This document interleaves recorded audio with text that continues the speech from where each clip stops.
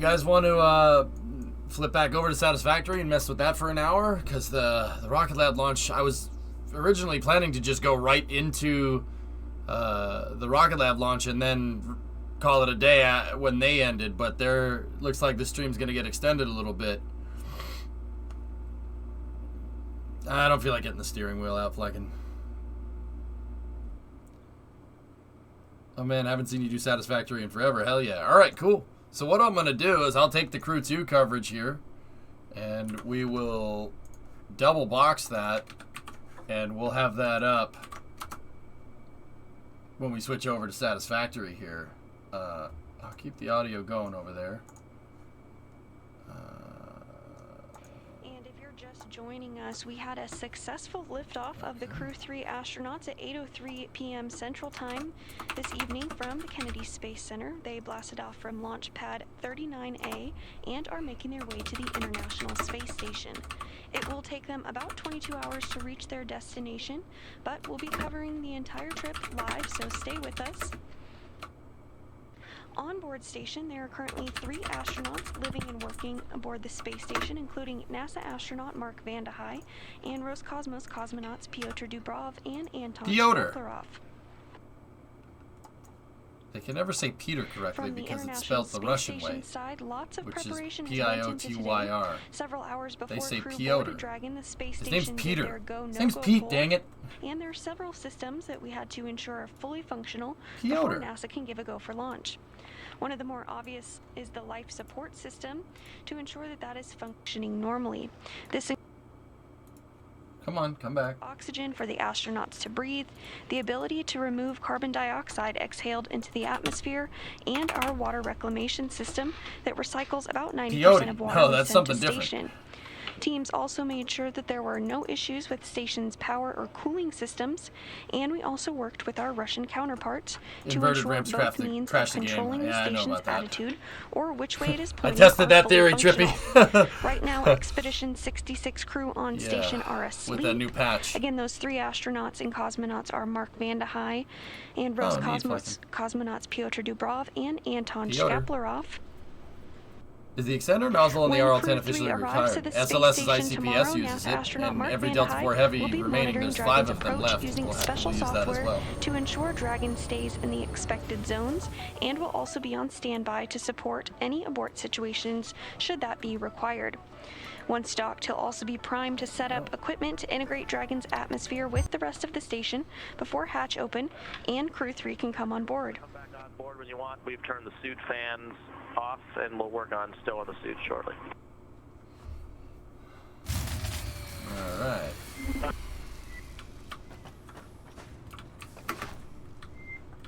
Okay, I logged off right where I died. Come back on board with cameras shortly. Okay, so we figured out the start of the steel mill here.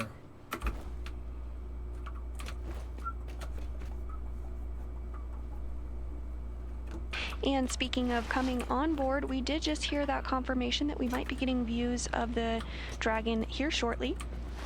All right.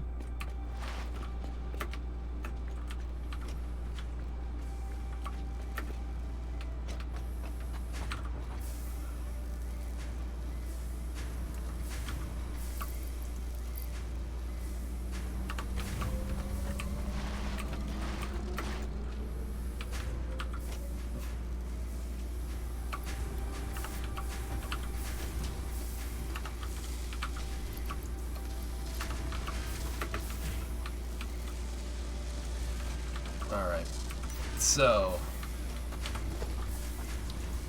I was starting to get the space elevator objectives figured out here, but once again, I got crew 3 coverage going on in the background here, and we are going to go pretty much all the way until the Rocket Lab launch, which should have been launching now, but it was delayed a little bit.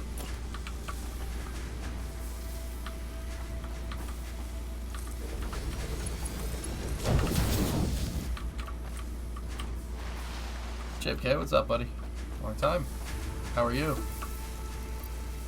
Put these stupid versatile frameworks over here. I need 2,500 of those suckers, but I also need plates.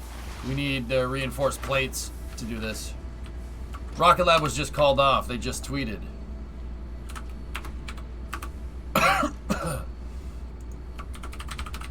Let me see. Oh, you guys already linked it, but alright. Launch update. We're holding off launch today out of an abundance of caution due to an out-of-family ground sensor reading to allow more time to complete helicopter recovery preparations. The next available launch opportunity is net November 16th. Okie dokie. So, well, that's that.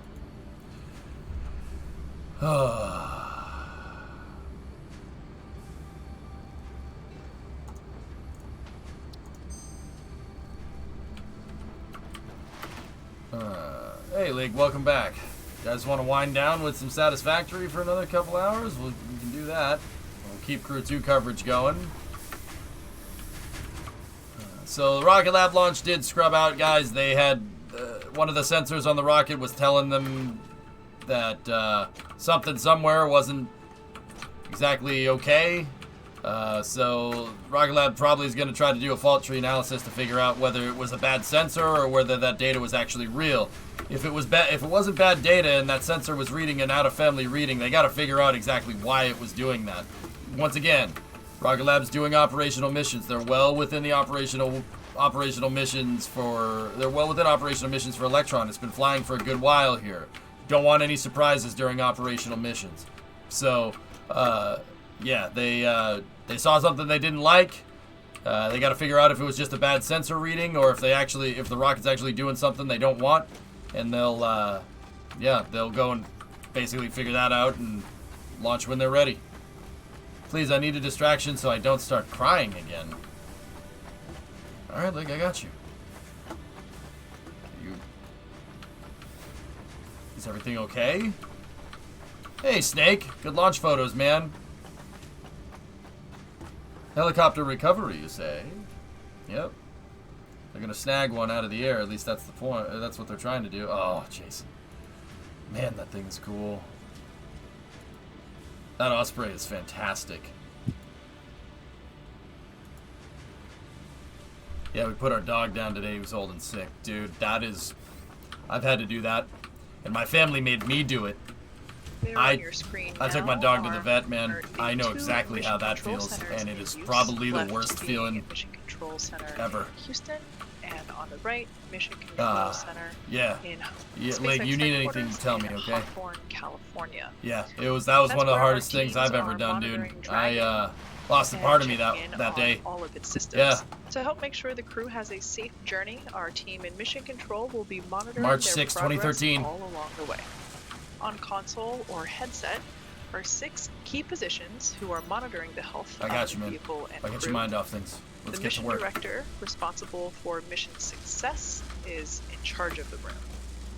The person you'll hear talking to the astronauts is the crew operations and resources engineer, right there on your screen. I always say crew operations response engineer because I'm an idiot. The other positions are focused on vehicle systems like navigation and control, avionics, software, propulsion, life support, and communications with ground segments. And Mission Control, Houston is staffed 24 hours a day, 7 days a week, 365 days a year. Team members here are trained in a variety of disciplines and monitor all station systems. Just like in Mission Control Hawthorne, we have someone dedicated to talk to the crew members to streamline communication. This keeps the astronauts from needing multiple conversations on different subjects. This role is called the CAPCOM, which stands for Capsule Communicator. However, this person isn't talking with the capsule, that's SpaceX's core. The CAPCOM is speaking with the astronauts already living aboard the space station. While you won't hear them speaking to them right now, though, because they are in their sleep period, once they wake up, you'll likely hear that later in the shift. The CAPCOM sits right next to the flight director, and the flight director gathers info and data from all flight controllers and leads the team through major milestones. They approve or decline suggestions based on pre-established flight rules. Other key members include the ADCO, who controls the attitude or orientation of the space station, and we also have the VVO, or the Visiting Vehicle Officer, who monitors and works with external teams sending spacecraft to and from the space station. There's a flight surgeon, of course, who the astronauts get a chance to speak with on a regular schedule on a private conference line. Robo works with the Canadarm2, maneuvering it to complete work outside the space station. And when astronauts are on a spacewalk, the Canadarm2 is maneuvered by an astronaut within the station. There are many other positions and team members who monitor the station's solar arrays, the astronauts' schedules, and even where they place equipment and cargo. It takes a tough and competent team to make a mission successful. Facts.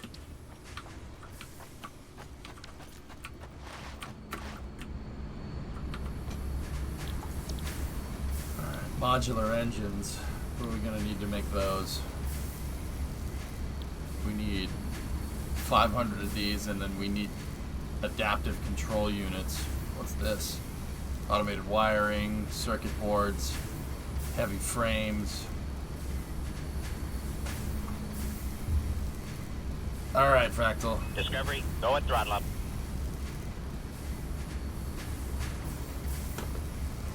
48 months before you go. Oh, thanks.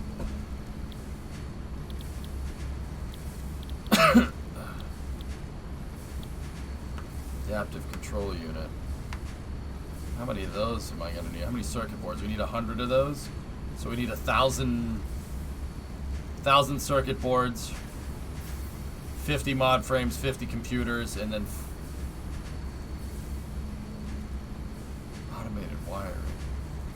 We need 150 of those. Discovery, go at throttle up. Hey, Starch, 24-month resub. Thank you. Rocket Lab scrubbed. I know. I'll play Satisfactory for a little while,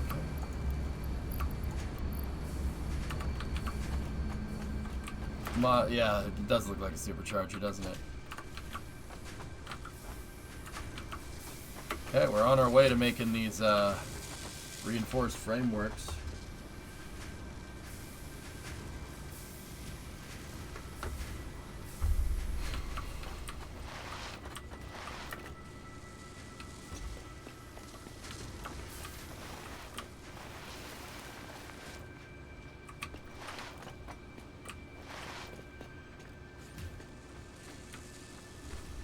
Crew 3 exposure attempt. Oh, hey, okay, I see it. I see it. Yeah, it was postponed, I know. Which subs are more classified? The attack subs or the ballistic subs? Yes.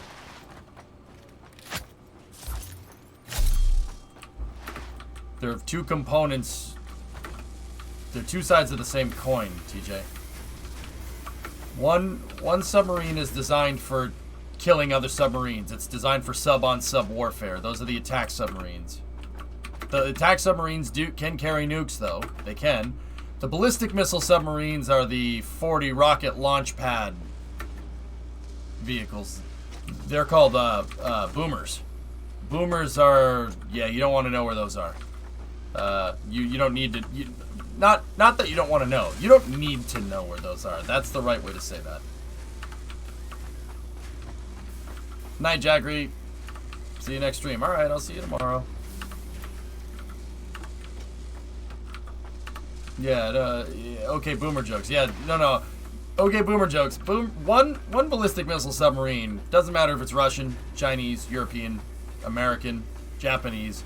One ballistic missile submarine could end every single living organism on this planet. One of them. One of them. They're everywhere. Yeah, it's a lot of firepower. We've figured out ways to kill ourselves over about a couple thousand times. So, yeah, we don't need to do that. Do you think they have supersonic submarines in Area 51? Supersonic submarines? No. Hydrodynamics don't work like that.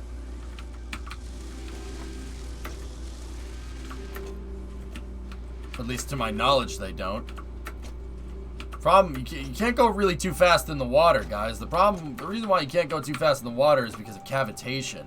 It's a phenomenon called cavitation. Basically, you ever moved your hand around in the water really quickly and bubbles happen? Like if you've been underwater, you move your hand around real quick, you create cavitation in the water.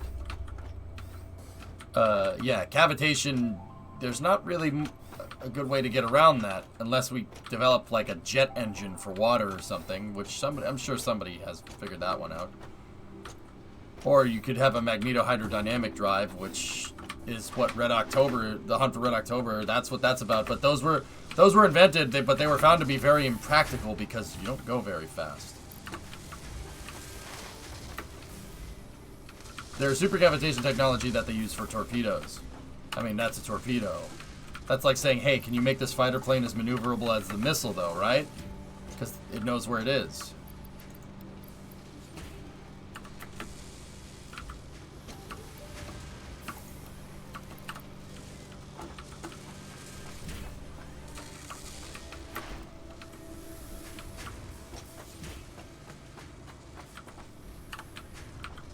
Okay, we're working our way through there.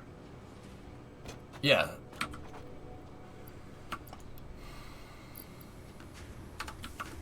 I need plastic. Plastic. Technique. Technique. I would like to have seen Montana.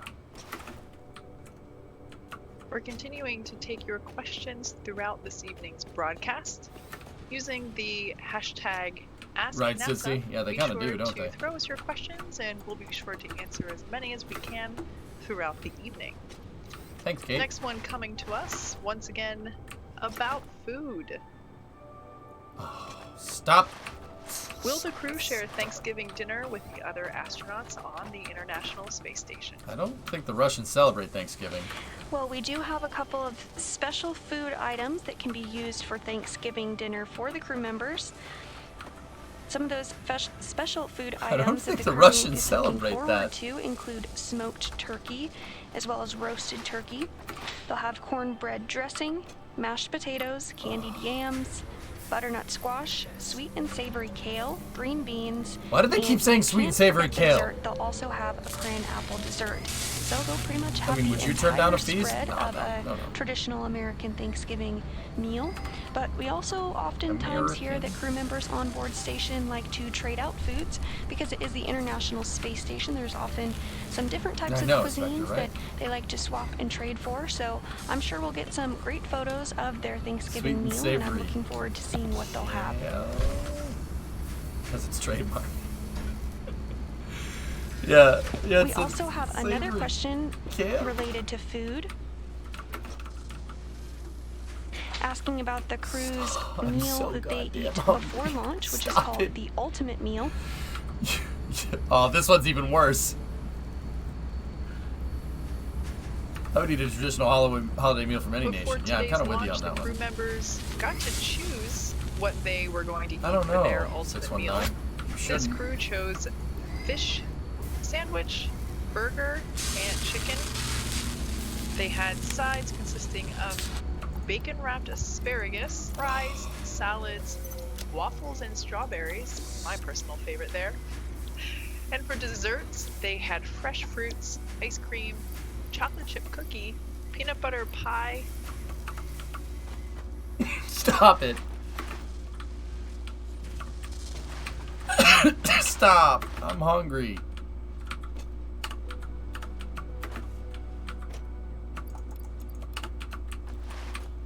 I want pie, man. Dude, me too. I'm getting halal chicken and falafel over rice. Dude! What? Smib! Whoa. Why? What? Why? Don't do that again. Why would you do this to me, man? We have to get the smart plating. Smart plating. Where's the smart plate? Do we have it in here? Nope. No smart plates in here.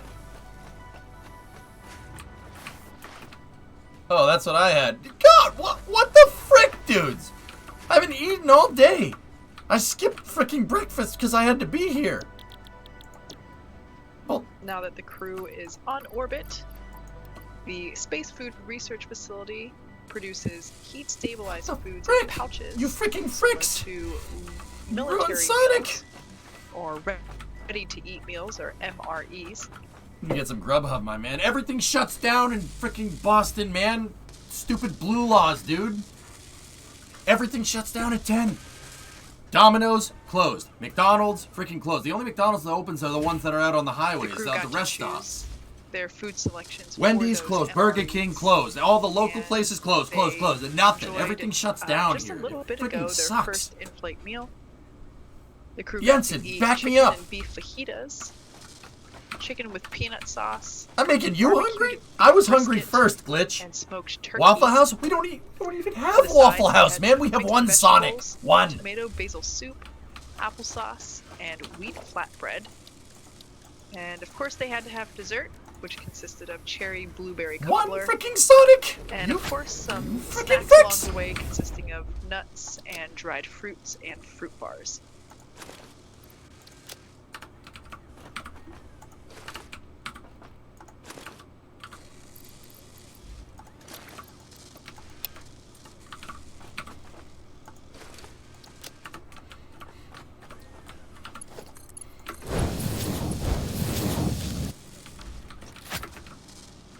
Last, please. Just watch Steve 1989. You'll stop being hungry.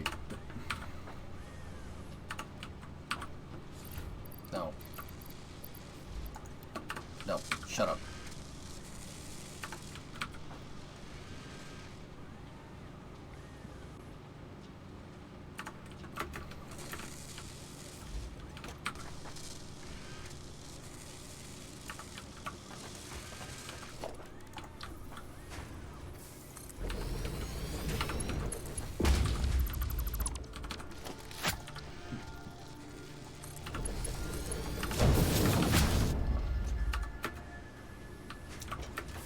I'm about to eat this nice juiced T-bone. You made a typo, therefore your comment's irrelevant. Wendy's that's open until 1 a.m. just open a mile from you. Where? Gabe? No, don't do that. Well. The next question hey, coming to us. hey, check it out. The hashtag Yeah, boy. #NASA. Got some interior What shots. is the Never mind. significance behind the turtle 0G indicator? And this is a really good question, one that we don't actually think we were had to do a supposed to little see bit that. of investigating on our own about because they we were flipped the curious cameras. too. We spoke South with the flight Shore. director and the current Capcom, Josh Cassada, who happens to be a member of the Turtle astronaut class himself. And we're thinking that the 0G indicator being a turtle plays into the significance of 2 of the crew members on board, Crew 3 being a member of the Turtle class. It's their first time in space, so a really special moment for Never this had hot class burritos as a whole. native. So we'll probably get some confirmation from the crew in the coming days about why they chose the turtle, as well as if they named the turtle. But if we had to guess, that's what we're thinking the 0G indicator Hardee's? is. We as don't of have this Hardee's, moment. dude. We don't have Hardee's. We don't have Carl's Jr. We don't have Waffle House. We do not have Whataburger. No Cracker Barrel. No Denny's in the greater Boston area. They're all outside of Boston. Let's see, what else? No Steak and Shake. We have one Sonic in Peabody, and the next Sonic is like 400 miles away. No White And Castle. we're getting some great cabin no views Culver's. of the crew now. No Perhaps In-N-Out. We'll see that turtle float Sucks, by. man. It's the worst, dude. It sucks. It sucks. I'm telling you. Yeah. No Denny's. We have IHOP though. We have IHOP. IHOP's all right. Denny's though. That lumberjack slam. Bro, you need to move. That's what I keep saying that. Everybody calls me crazy. Another interior shot on the capsule there. Perkins? Nope. Don't have that. And I know what all these restaurants are, and I've eaten at every single one of those restaurants that I've mentioned because I lived in Florida. All right? Except for In-N-Out. There's no In-N-Outs in Florida, but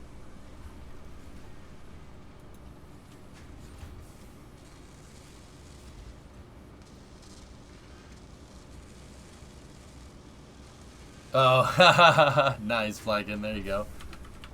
I show McDonald's open until 1 a.m. on Needham Street. Needham Street. Okay, I know where. Well, that's in Needham, right? Yeah, that one. Okay, so I didn't know that one was open until 1 a.m. There's one in Needham. There's one in Newton. That's on 95 Route 128. That's the one I usually go to. Atomic. And then there's one out in Natick too. I used to drive past it on my way to work. To learning more about the choice of that. The Natick one closes at 11. The Newton one is 24 hours because it's in a rest stop. There's actually two in Natick. The second one in Natick is on I-90. It's on the Mass Pike. Endurance. Since the beginning of the U.S. space program, astronauts have had the opportunity to name their spacecraft, starting with Alan Shepard naming his spacecraft Freedom 7 during the Mercury program. Hey guys, we got some interior In keeping shots. with this tradition, each of the NASA Dragon spacecraft astronaut crews have had the opportunity to select a name for their Well, guys, Dragon. there's a lot of ma and pa places. That's why there's no fast food, because the spacecraft's commander has Massachusetts, for whatever reason, has a lot of independent restaurants. They don't have a lot of chains. So there's always a good corner place to eat at. Like, dude, there's a corner sub shop that I live near. Oh my god! Through a pandemic to make this. But the problem is they're only open from 6 to 3. 6 a.m. to 3 p.m. Joining Endeavor and Which Resilience sucks, because all the places are independent. None of them are 24 hours. To take astronauts to the International Space Station. Which just sucks.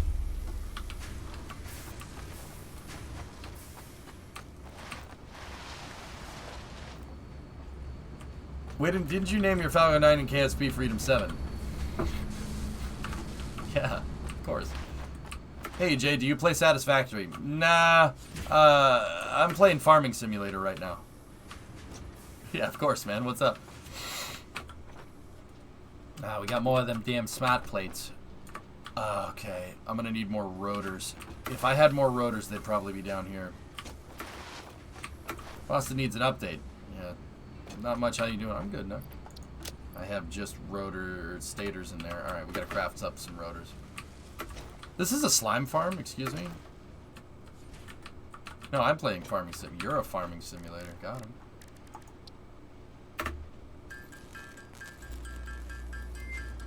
Dragon SpaceX for camera cap.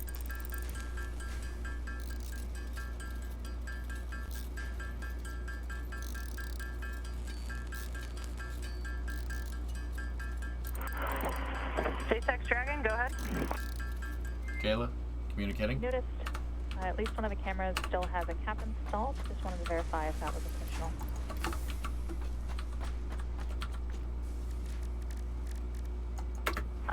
No, just removed it. We just had it on during toilet ops, but it's removed now.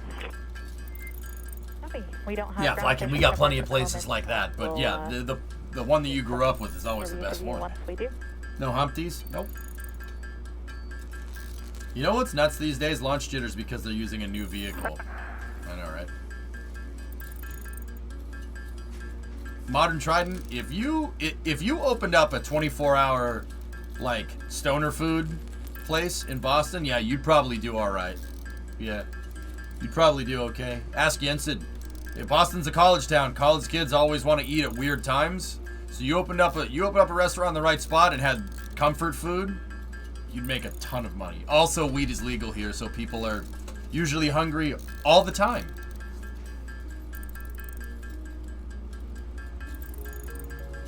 Yeah, true story.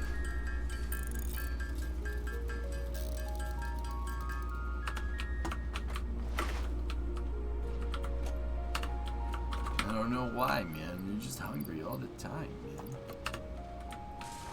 Rocket Lab did scrub. Yep. Just get on the skip delivery train.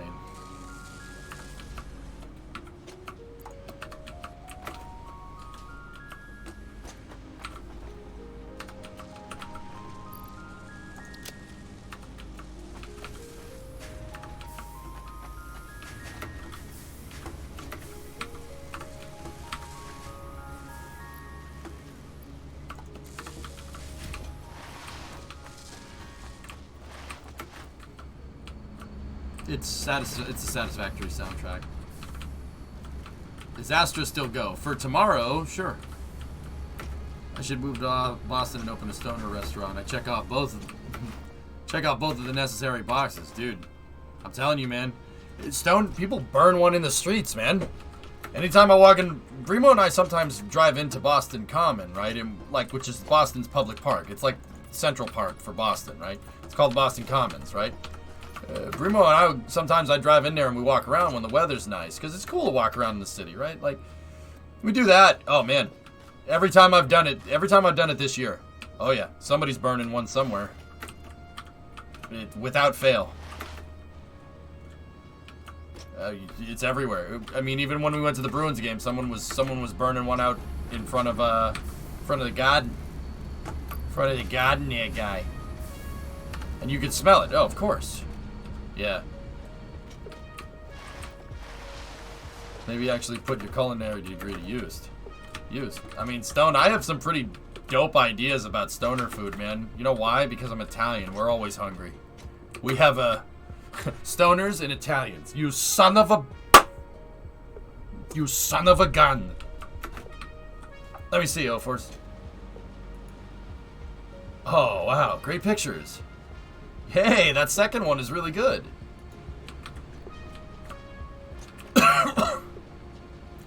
Wait, are you you dating a girl from Florida, O-Force?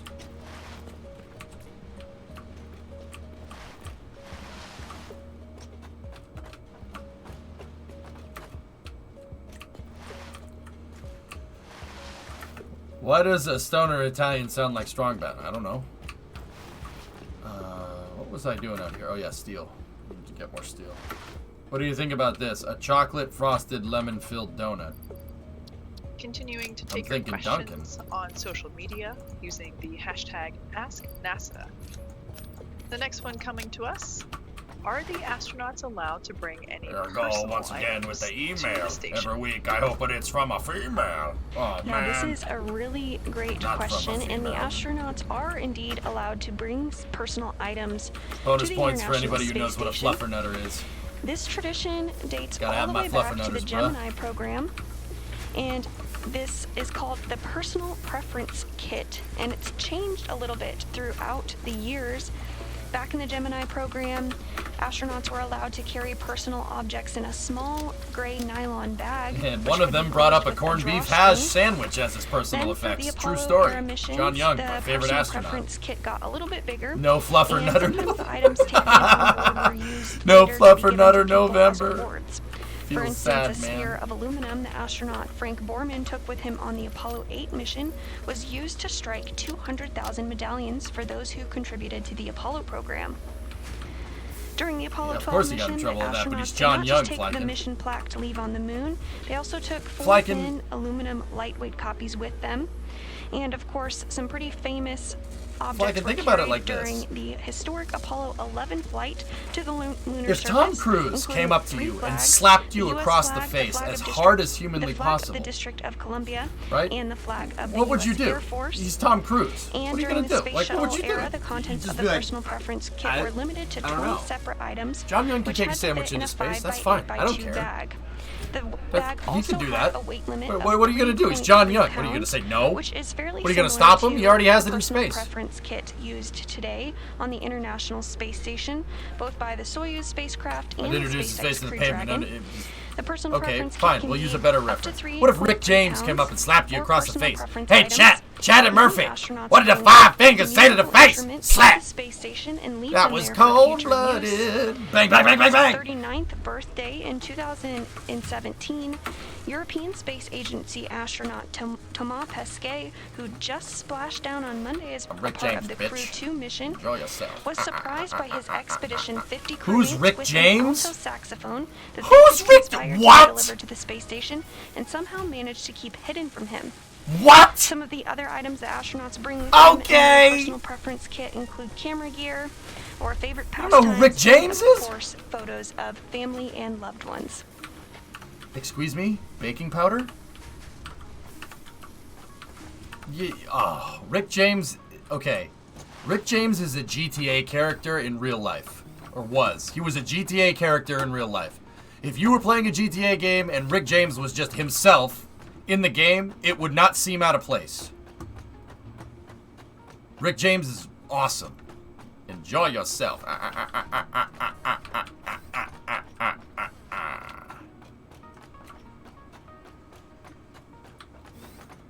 Flykin, you gotta listen to Rick James, man. I'm Rick James. Enjoy yourself. Any video of him. No.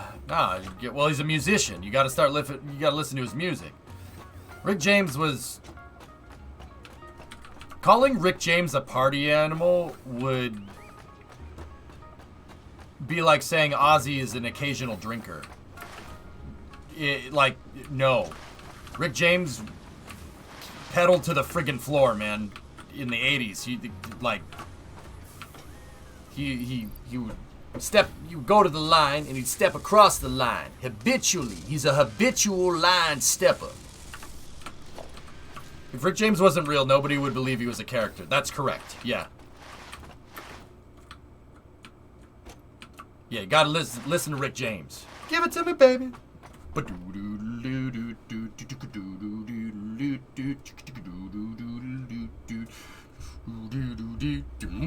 Actually, you know what? Watch Charlie Murphy's True Hollywood Story. Just do that. You want to hear about Rick James? That's a good introduction to Rick James. We'll start there. And that was imprinted in that black head of his for like a week. I kicked the crap out of him, man. He tried to give me some Bruce Lee cross kick karate. Isn't a little old to be taking karate. Why'd you put his feet in your couch? Because he could buy another one. Buy another one, you rich melon farmer. Frick your couch. Frick your couch. Anyway. He would step across the line habitually. He's a habitual line stepper. That wasn't the last time I had to whoop his ass. He called in the bodyguard. First one that came in had crooked eyes, like one eye was looking at me and the other one's looking at Rick. Now, darkness, the tables have turned. Do with him whatever you'd like. Man, you know you was wrong for what you did to me. Look what you did to my face. I'm sorry, Charlie Murphy. It was an accident. I was having too much fun. I offer you a truce. A little bit of background. Stickiest of the icky. You want to smoke with your old boy, Rick James? Started with man, my forehead is bumping, Dragon man. was designed from the Now beginning that you mention for it, flying I think I'm humans bleeding into inside space. my chest. So much so But I got the that meds. even the first cargo Dragon had a window. Before we could fly humans, our teams Anyway, back to implemented a professional number coverage. of design upgrades to make sure both Dragon and Falcon 9 were suitable for flying people, and then put both vehicles through thousands of tests to prove their safety. To date, SpaceX has successfully completed 30 flights of Dragon to and from Come over here, orbit now. since It's Charlie Murphy. 2010, I'm Rick James, bitch. including 27 trips to the space station. That's how that particular Dragon is incident capable ended. of carrying But it wasn't up the to first. 7 It wasn't the last time I had to whoop passengers his to and ass. from Whoop Earth his orbit ass. and beyond. When is the It is Astro the launch only tomorrow? spacecraft currently flying that is capable of returning significant amounts of cargo to Or Earth, is it soon? and is the first private spacecraft to take humans to the space station.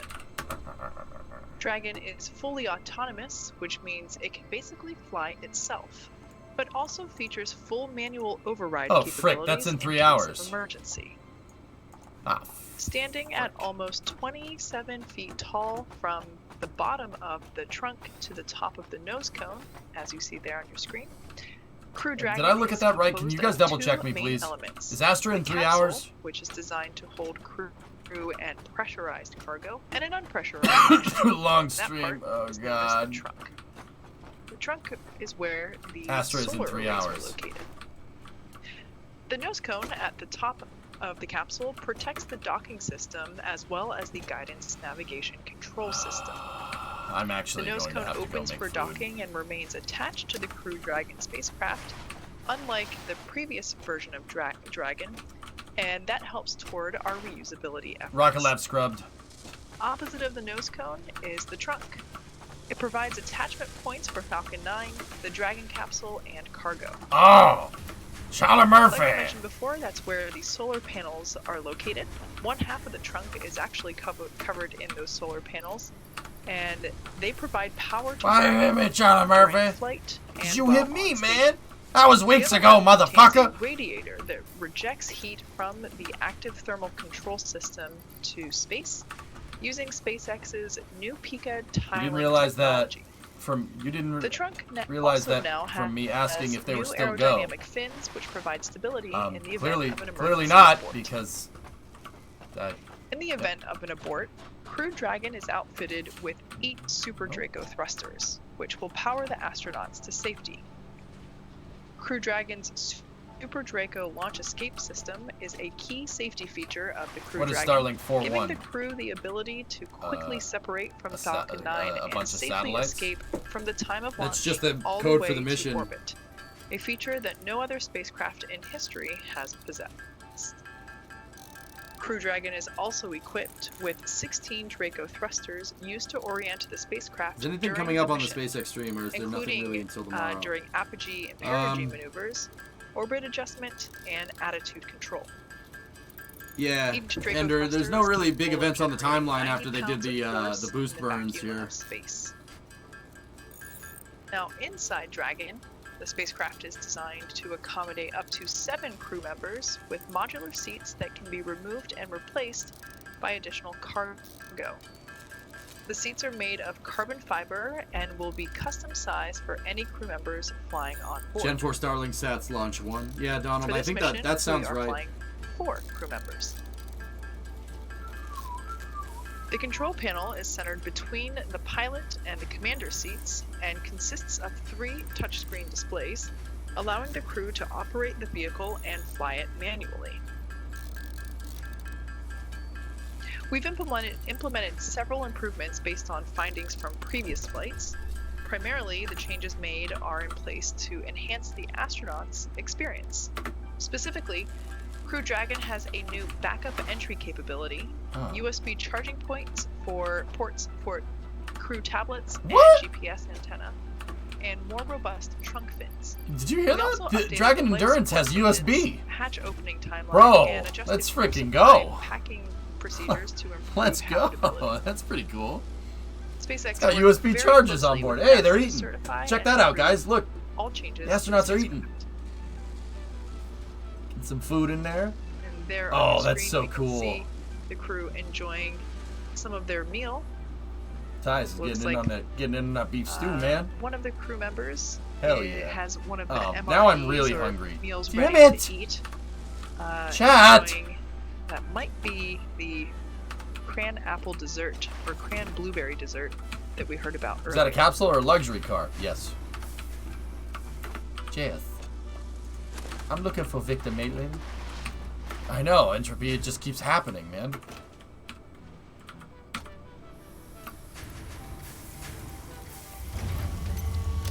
Look, you got these smart plates. Where's the leak, man? And if you're just joining us, you're seeing live views inside the Endurance capsule where 4 human beings are on their way to the International Space Station.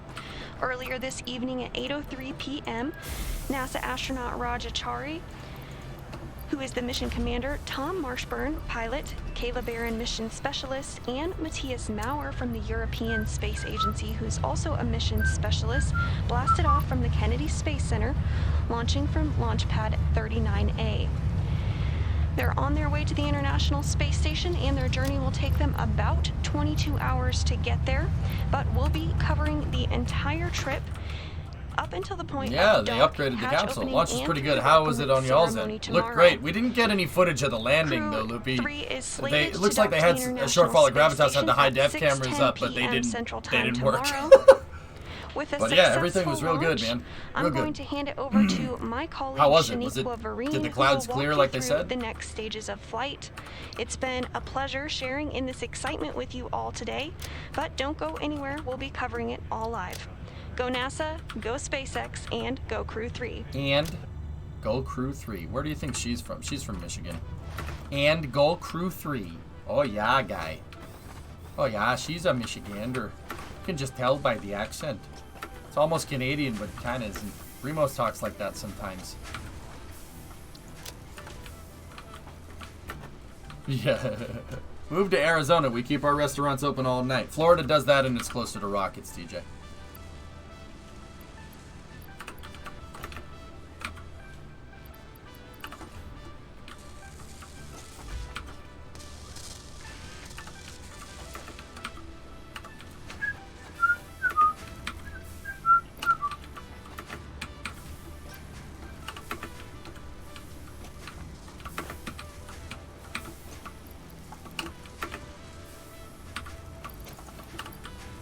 just keeping the temp factory lines here up and running.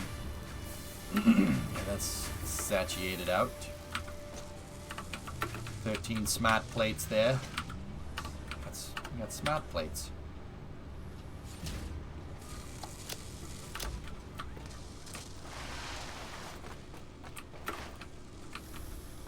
Oh, Wisconsin. Yeah, that's right. Not a vid. You couldn't even see the moon. That sucks.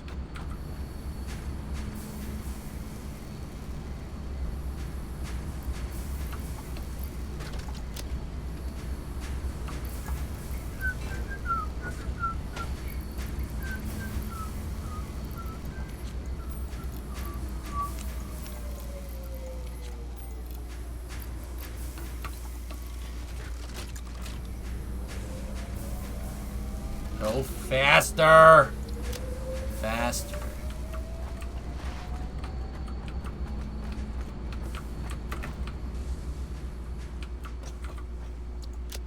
TJ, you're not going to convince me that Arizona is better than Florida for rockets.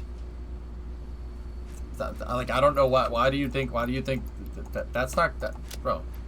Negative. Negativo. Ah, look, we can take some power shards right here. There we go.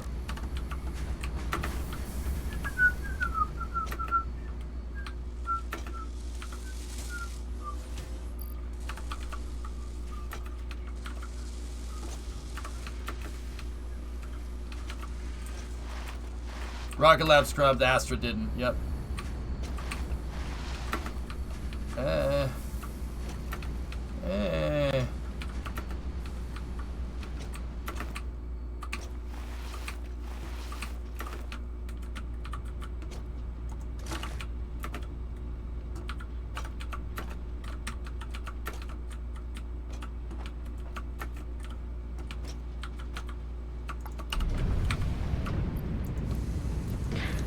Hi, and welcome to the International Space Station Flight Control Room. You see dueling screens right now. You see the SpaceX control room on your right and the Johnson Space Center control room on about your left 3 hours, Loopy. of your screen. Mission Control Houston is Kodiak. staffed 24 hours a day, 7 days a week, 365 RocketLaunch.live. days a year. Team members here are trained in a variety of disciplines and monitor all station systems. Just like in MCCX or Mission Control at SpaceX, we have someone dedicated to talk to the crew members to streamline communication.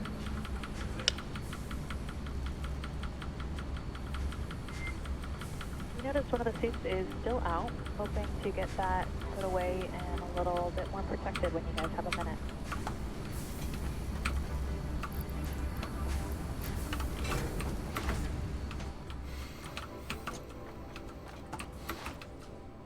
Dragon copies. We're just giving it a little extra time to dry, but we'll get it put away here in a little.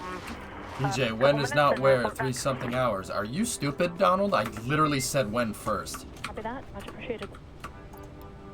God dang it. Open your freaking ears. Baylor says net in the 12. Did they push back? Here, let me check. Let me check. I'll check rocket launch. What's rocket launch? So no, November 11th at 3:30 a.m. And then we got Starlink happening soon. Here, let's next space flight. You just heard live audio from the crew to the core talking a little bit about what they're doing inside Dragon. Okay. I was just discussing MCCX and us dedicating crew members to talk and streamline communication to the Dragon. This keeps the astronauts from needing multiple conversations on different subjects. This role is the CAPCOM, which stands for Capsule Communicator. However, this person isn't talking with the capsule. That is a previous shuttle term that we kept around. That's SpaceX's core. The CAPCOM is speaking with astronauts already living aboard the space station. The CAPCOM sits right next to the flight director. The flight director gathers info and data from all flight controllers and leads the team through major milestones. He or she approves or declines suggestions based on pre-established flight rules. Other key members include I'm inclined the to believe ADCO, Michael, who but controls the attitude or orientation of the space station. We also have the VVO, the Visiting Vehicle Officer, who monitors and works with external teams, sending spacecraft to and from the International Space Station. There's a flight surgeon, of course, who the astronauts get a chance to speak with. Well, since on a regular schedule, since NSF is on a covering the private launch, medical Loopy, and you don't conference see anything, line. I'm going to go ahead and Robo say that works with the they're Canada arm to maneuvering it to probably complete not work happening. outside the space station. When the astronauts are on a spacewalk, the Canada arm too is maneuvered by an astronaut within the station. There are many other positions and team members who monitor the station's solar arrays, the astronaut schedules, and even where every piece of equipment and cargo is stored. It takes a tough and competent team to make a mission successful.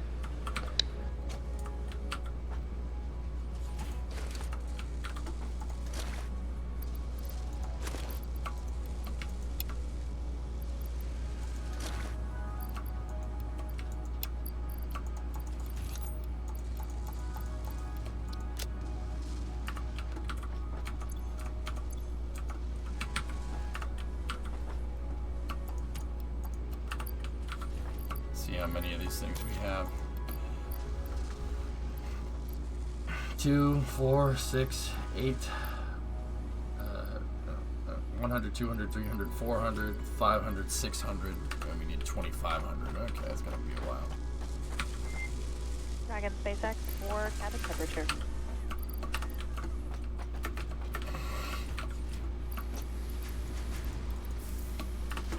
SpaceX Dragon, go ahead. Wanted to check in and see how temperature is feeling overall for you guys. I have to make the lifts going into the center lift, or the materials going into the center lift area, Loopy, but SpaceX pretty much, Dragon, yeah. We're all comfortable for now, so. I'm just trying to grind out phase 3 so I can unlock a bigger tier, but yeah. An increasing trend in the cabin. We're going to take action to send a few commands just to stabilize that at the current temperature. Temperature fluctuations inside of the capsule. Dragon copies.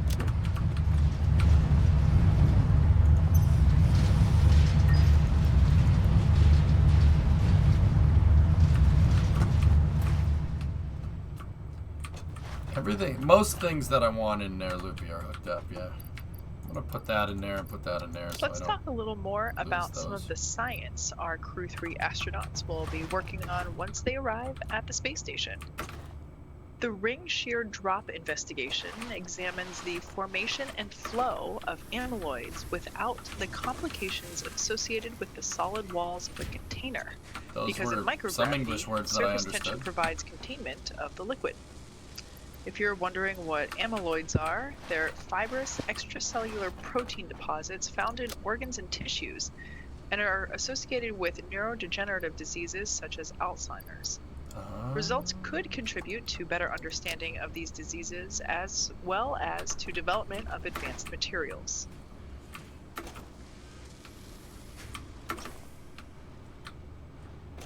Out of family sensors could be a The lot of different Smartphone things. Video Guidance Systems, SVGS, created as a collaboration between NASA's Marshall Space Flight Center in Huntsville, Alabama, and the Florida Institute of Technology in Melbourne, is about to get a test on the space station as well. SVGS is a low-cost, commercial, off-the-shelf implementation of the advanced sensors designed for automated rendezvous and capture of spacecraft. The system uses a camera to capture images of an LED beacon and analyzes the pattern of the illuminated dots on the captured images to determine the range and orientation of the target. The system will be deployed and tested using the station's Astronaut facility, which uses free-flying robots to test new technology and software. If successful, the software could enable future use in multi-spacecraft formations of CubeSats or other small satellites, demonstrating this technology's potential advantages in other robotic proximity operations such as rendezvous and docking. Cool. As human exploration of space extends beyond low Earth orbit, an improved understanding of spaceflight-associated changes in the risk of infectious diseases becomes critical to ensure crew health, safety, and performance.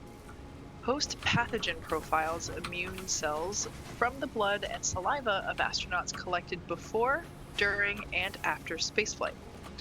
The findings of this study are expected to enhance NASA's current infectious disease risk assessment for astronauts, elucidate the relationship to immunity during spaceflight, and support future development and application of effective countermeasures for health maintenance during deep space missions.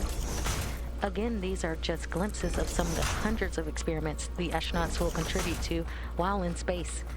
You can see more on these and thousands of research projects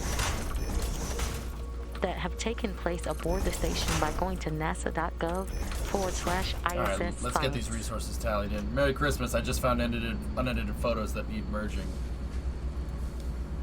Oh.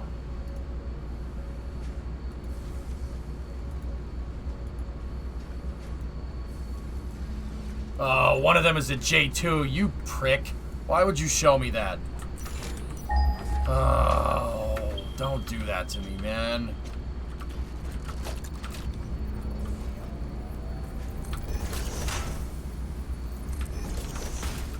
Why? Why would you do this?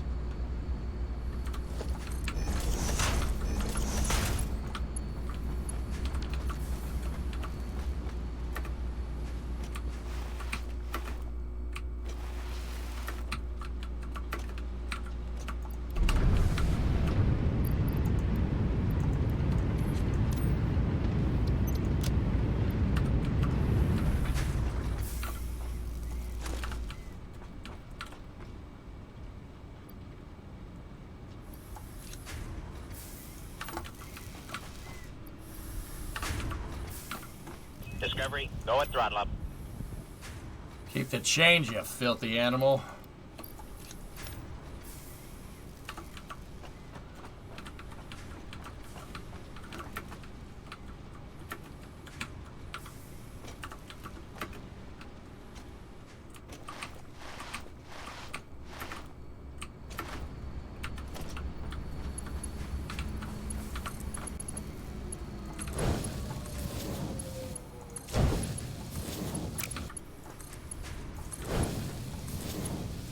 SpaceX Dragon, all suits are stowed.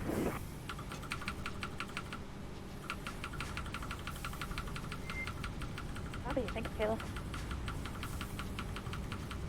Need a little help. My plane doesn't fly very well at low speeds. Any tips? Your wings are too small. And that was a call from Kayla Baron, letting the Corps know that all Hey, Ace systems is were 21 good on months. Thanks, Dragon. man.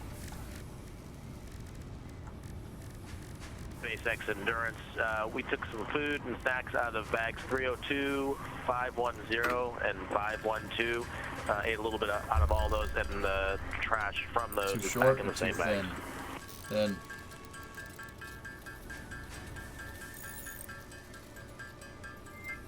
And Raja, I apologize, I didn't quite catch those numbers. Can you please repeat?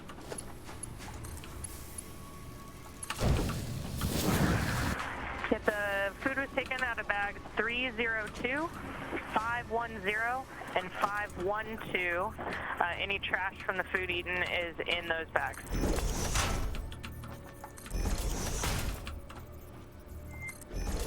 Copy. Food taken from 302, 510, and 512. Trash will go back into those bags. Excuse me. Copy, sir.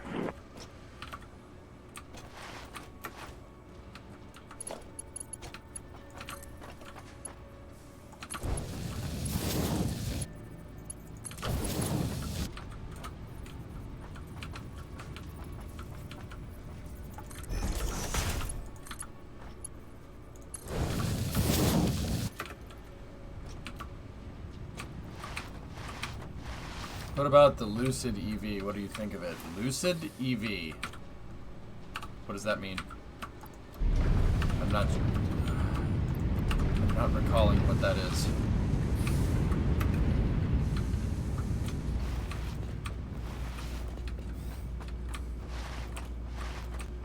Yeah, probably, Donald. That would probably be the reason. Hawthorne and Houston over garbled comms can sound very similar. You can make sure you don't radio the wrong thing, wrong person or something. Just a guess, though. Like this? Yes. Yeah, that's right. Look at how flanking. Go and look at the Wright Flyer, the first airplane. Go look at that thing. See how big the wings are comparatively to the control surface. You don't need big stabilizers on a plane. You need wings, though. Lucid is another electric car company. Oh.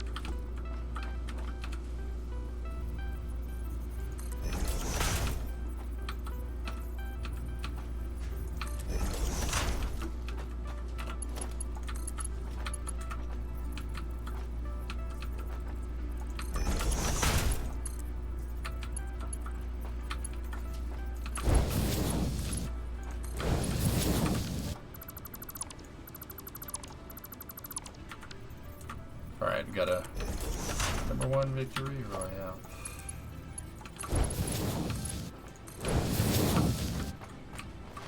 Watching the Electron launch. Nope, neither are you, because it's scrubbed.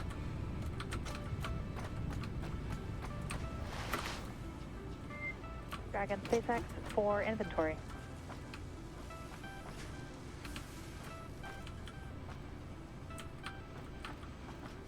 SpaceX.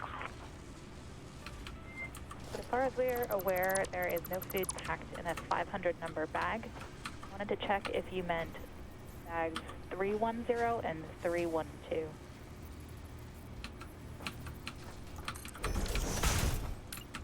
And then Astra may have scrubbed out as well, which also would be unfortunate. Crew 3 though is on orbit, which is pretty cool. That's pretty awesome.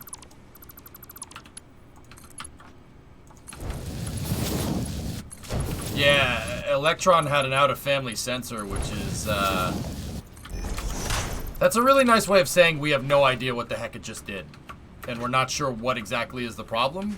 So if we're not sure what the problem is, we're not sure how, we're pretty not sure how to fix it just yet.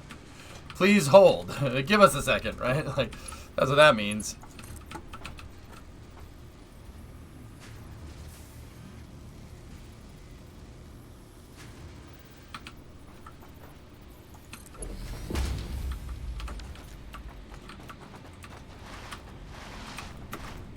That's correct, Flykin. They're talking to him about foods.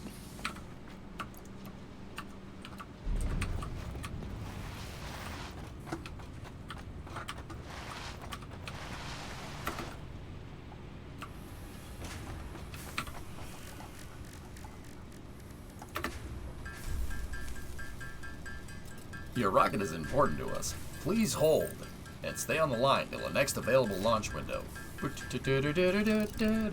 To keep you calm while we're troubleshooting your rocket here at Eric Johnson Space and Rocket Systems, Smooth Jazz will be deployed in 3, 2, 1.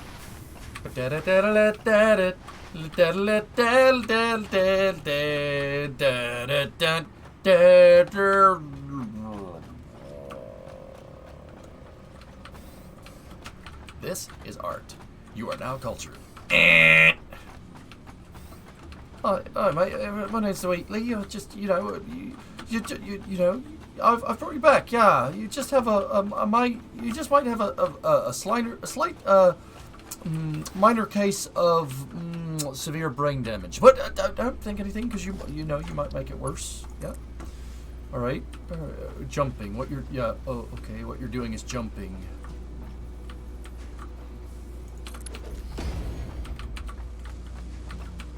All right. We'll just do another test instead. Just say apple. Just say apple. A-double-P-L-E. Just need you to say apple.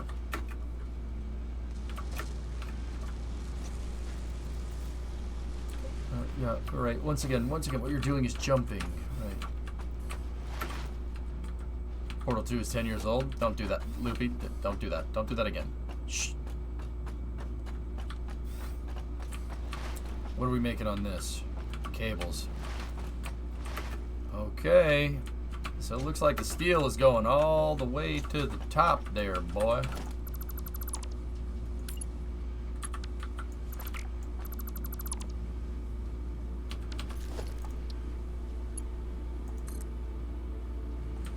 Whoa.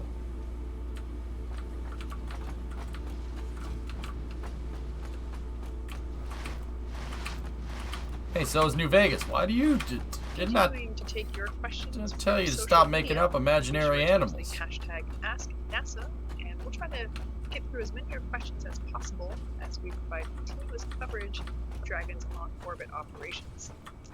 Next question we have: why does it take 24 hours to get to the International Space Station, but only 8 to get home? That's a great question, Kate, and I'm no rocket scientist at all, but I would say it's always orbital mechanics. So we know that everything in the solar system revolves around the sun, so objects are never in a fixed location. That means spaceships can't take a direct path to their destination. They need to go around and catch up to the International Space Station. Sometimes that can range to, like today, 22.5-hour rendezvous with the station, or like you said, it can take 8 hours to get back to the ground. This is all due to where and when we launch and where the space station is. Usually on trips back, we're gearing towards the space station being over the US or some in proximity. Thanks, buddy. Somewhere in proximity. Roger, Tranquility. We copy you on the trying to ground. get back to the ground. Bunch of guys for the turning crew. blue down here. We're breathing This again. does not always align when we have launches, but we can get there just as quickly. Everything have just those, has to though. align. But great question. Thanks for that. Hang on a second. He says, thanks, man. We got a lot of bit tips and subs today. Well done. Well done. Here come the test results. You're a horrible person. I'm serious. That's what it says. A horrible person. We weren't even testing for that.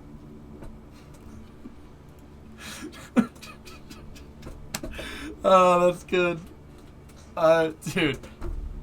We weren't even testing.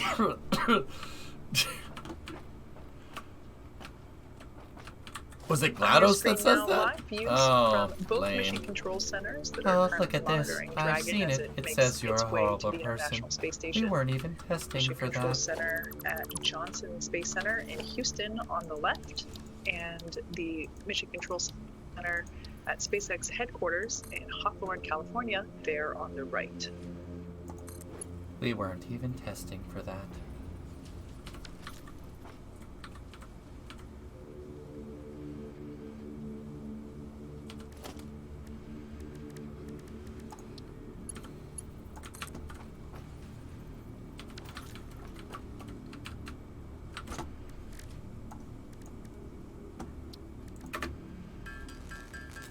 I am now pumping in a deadly neurotoxin so you can breathe in a deadly neurotoxin so you can die.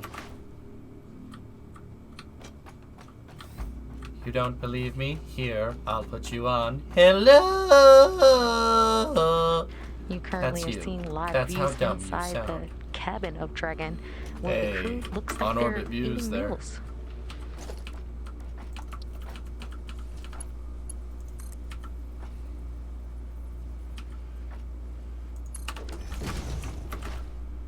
I know how humans make more humans, and frankly, it's ridiculous. It also assumes you already have a human, which I hope someone got fired over. I gotta work on my GLaDOS impression, huh? I think about getting thicker glasses. Have you played the new version of Portal that has the third portal? Some kind of time manipulation, if I recall. 3.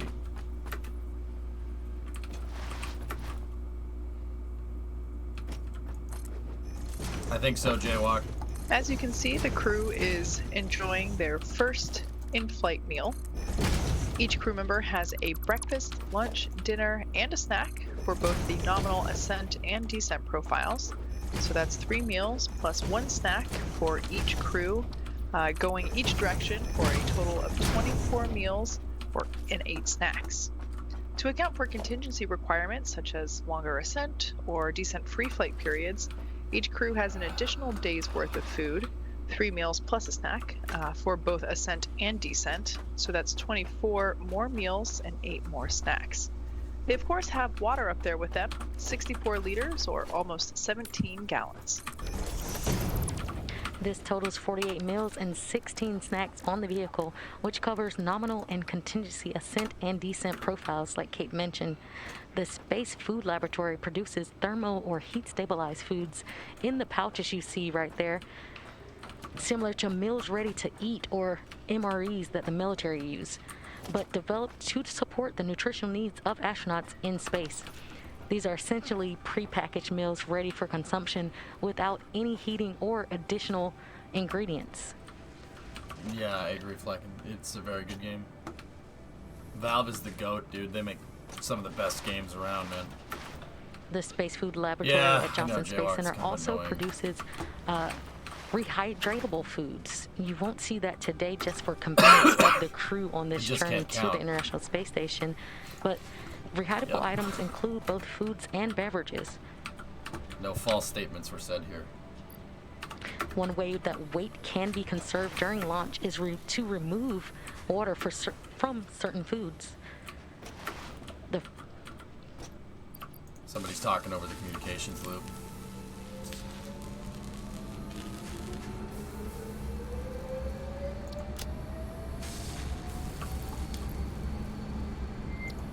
Dragon SpaceX for shift handover.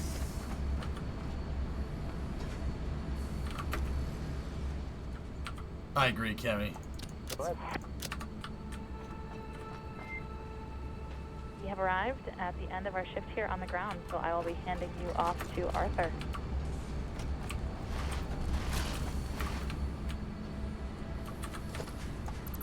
Right here, you're leaving, but looking forward to working with the next crew. Absolutely. Good luck on the rest of your journey to the station and on your mission. Thanks. It was great having you guys take us uphill. It was a wonderful ride, and we're enjoying the views up here.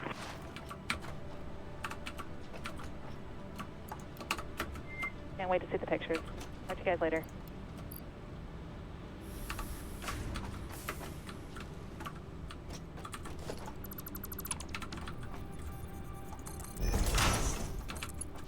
And that was Rogers Chari to the core, saying great words for the uphill that the core and the crew took the crew on today, saying goodbye as we switch shifts in SpaceX's mission control. We'll have that also coming here shortly at Johnson Space Center, where Rebecca Wingfield, who led the team today in the launch, will pass off to Audie Boulos, another flight director here, that will be on another 8-hour or 9-hour shift for the running low on steel because I unplugged my steel part of mill. the mission. I'm gonna split the line right here, the ore line, temporarily.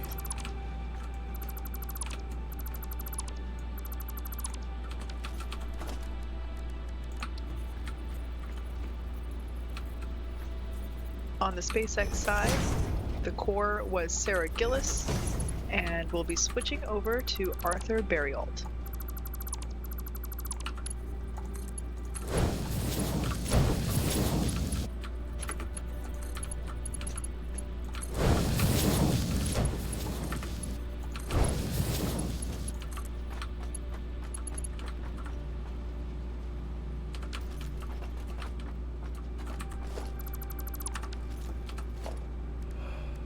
Do they have staff in the control room for the ISS? Yeah. For the ISS control room in Houston, yes, absolutely. 24/7, 365. For SpaceX, only when Dragon's operational, only when Dragon is flying. But then again, I'm sure that there's other things in the Mission Control Center for SpaceX that that require their attention, even when the Dragon isn't on a... I mean, they still got to maintain the Dragons when they, like the Dragons that are docked. So, yeah, I mean, when a Dragon's on orbit, yeah, that Mission Control Center is basically going all the time.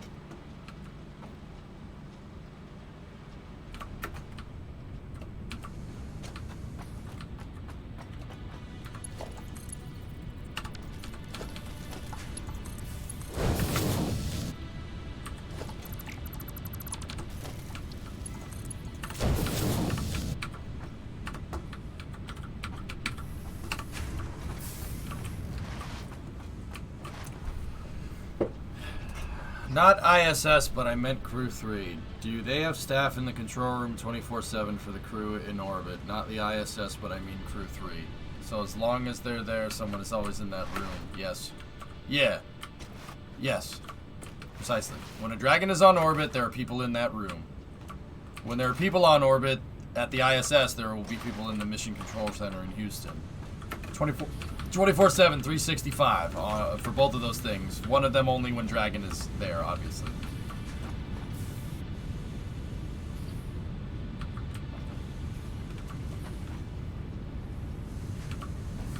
Yeah, just temporarily reopened up steel production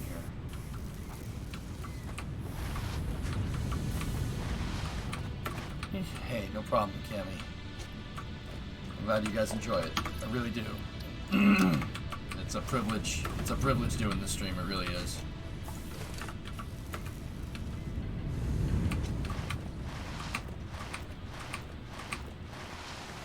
I agree, TJ, right?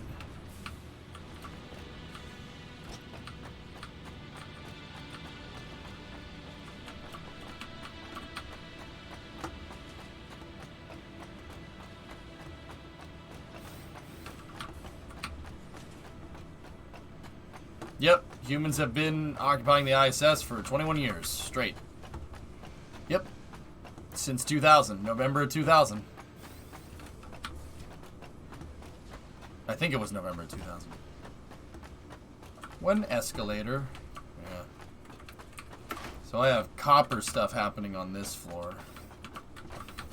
So we gotta go up one more. 2nd of November. Okay, so I did remember right. Excellent.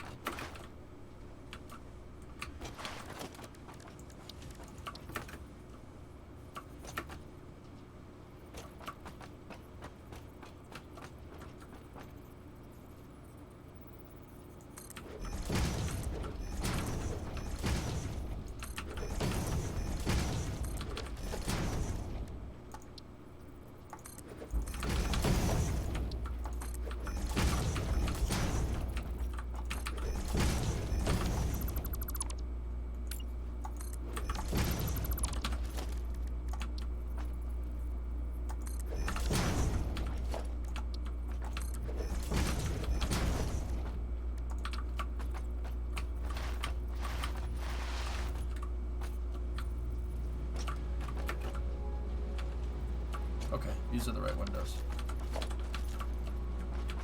I bet you can't build stairs past the space elevator. There is a height limit in this game, Ribby, but I don't remember what it is. Oh wait, dang it! Which one is it?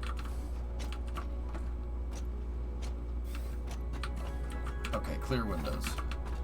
Tri-segment clear windows. Hey Maverick, my night's going well. How are you? Very, very well, thank you.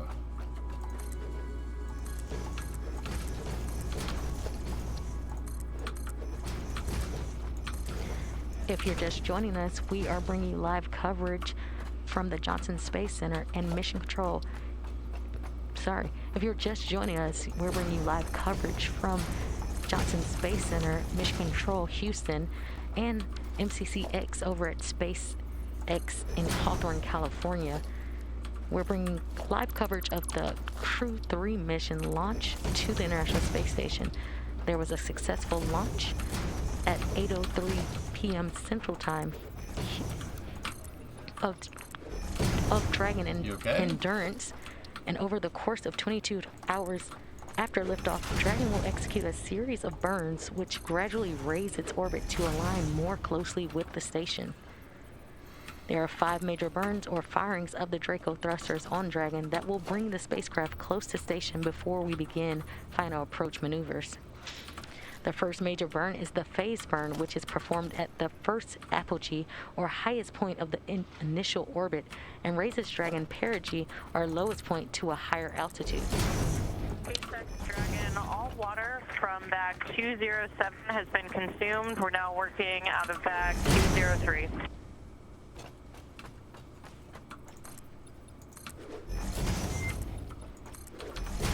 SpaceX copies. Kayla, thank you. All water from 207, and you're now in 203.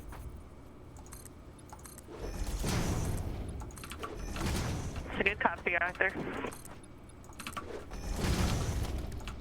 Just some comms there between the crew, indicating progress on water consumption with SpaceX core Arthur Barrialt.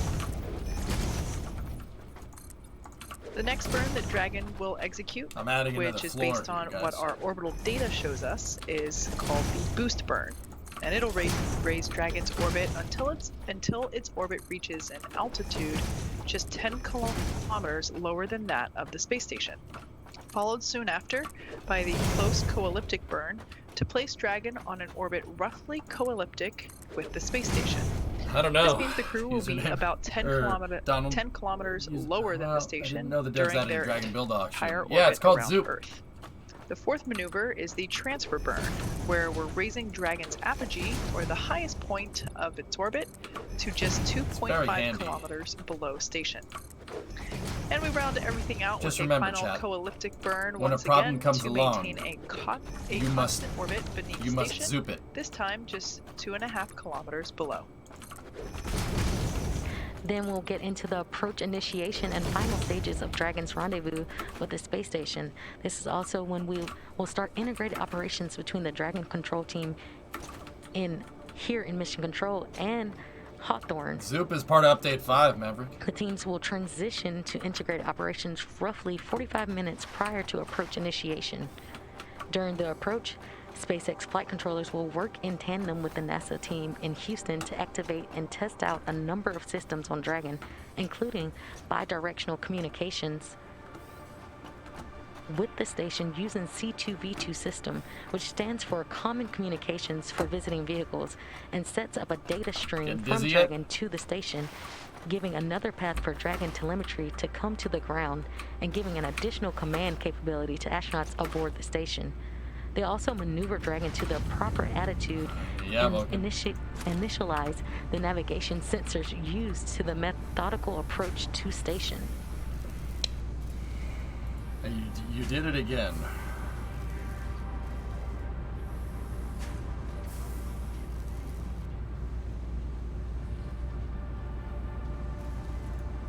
At approximately 2:36 p.m. Pacific, Draco thrusters on Dragon will fire for the approach initiation burn. You can tell me what year that photo is, Vulcan. I'd be really impressed. Below station and just about 7 kilometers behind it. This will swing Dragon they have up ladders, until it's about 400 meters directly below the station. This maneuver will also move Dragon inside one of 2 safety zones around the station that requires a set of go-no-go poles with the different control teams. The first zone is called the approach ellipsoid, which is an imaginary shape measuring 4 kilometers by 2 kilometers by 2 kilometers. That's incorrect. Essentially a large 3-dimensional oval. Before Dragon is given permission to move inside this ellipsoid, referred to by the teams as the AE, it is configured to be on what is known as a 24-hour safe trajectory. This means that if Dragon lost all control to its thrusters, that it would be at least 24 hours before its orbital path would take it inside the approach ellipsoid. Because Columbia didn't arrive at KFC until August of 1979, it will be at waypoint 0, the fixed service structure which is the was first painted. checkpoint during our approach. The vehicle can hold at 400 meters or continue on if all systems check out to approach to waypoint 1. By this point, the teams will do a go-no-go poll for Dragon to move inside the keep-out sphere, another zone that consists of an imaginary sphere around the station with a radius of 200 meters. It's another chance to confirm all of the guidance, navigation, and control systems are working correctly on Dragon before moving closer to the station, and carries a requirement similar to the AE that Dragon's orbital trajectory would not bring it inside the sphere if control was lost, but this time only for 4 orbits, or about 6 hours instead of 24. Yeah, bro. Dragon's move from waypoint 0 to waypoint 1 will swing it up and out in front of the station, Okay, Chris. pausing at a distance of approximately 220 meters.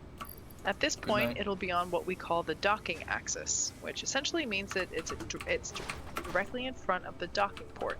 The crew is headed to the forwardmost port on the International Space Station, the Node 2 forward port. That's where Dragon has docked for all of our NASA commercial crew missions thus far.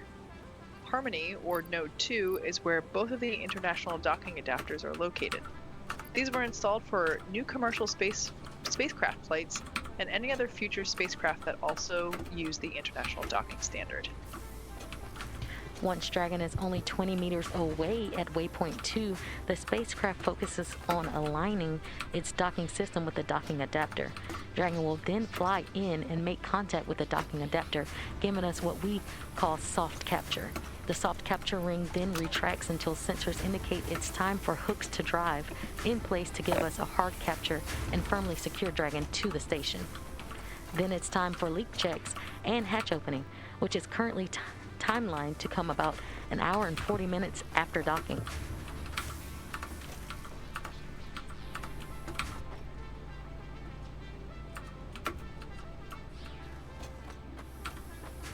A little late for space news, but did you see the Mars ketchup tomatoes? What? How was the Electron launch? Scrubbed, so did Astra. I'm just kind of going.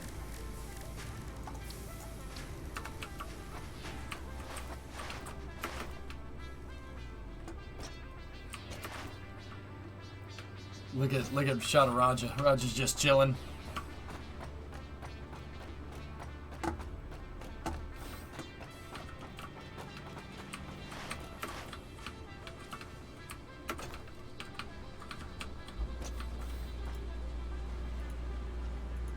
What is this, Canuck?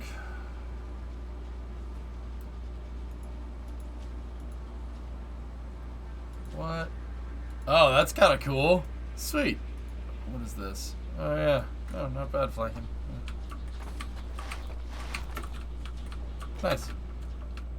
Not bad at all.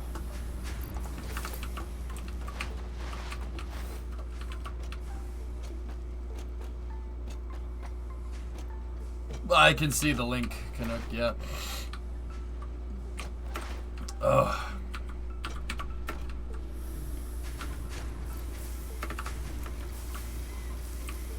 Okay, there's a shot of Matthias up there.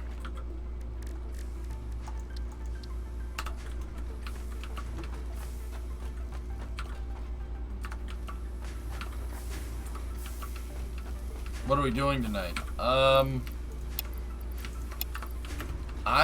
Oh, Tom, close up. Sorry.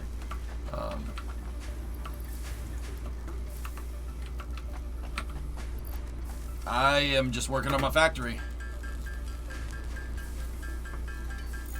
They cut the camera.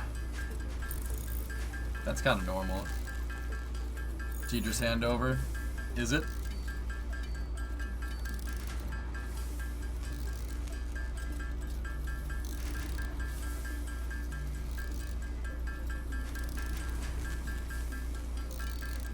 Yeah, it's a teacher's handover.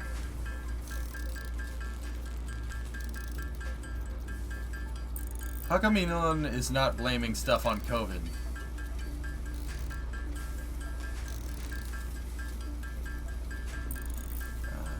Because he's too busy actually launching things into space as Sailor. God damn, did that hurt to say.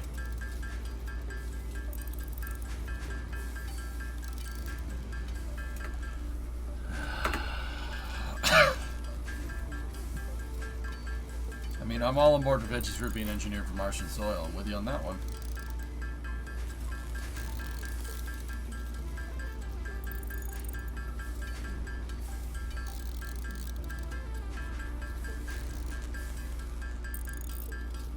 mean, a sailor. Here's the thing, dude. You can't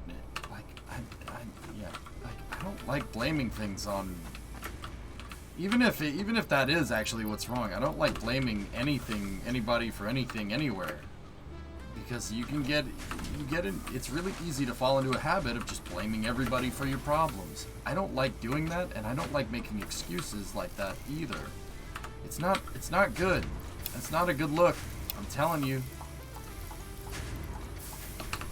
It's not a good look, and I'm pretty annoyed with NASA, I'm not gonna lie. Sample about the time it was called for, the timeline, recording the actual time on the sample, but that is done and stowed. That's the whole point with your question. Copy that, Roger. Grab sample taken for the timeline. It sucks, man. It's really frustrating and upsetting. But hey, like I said, I ain't gonna get mad about it no more. I'm over it, dude. Hopefully,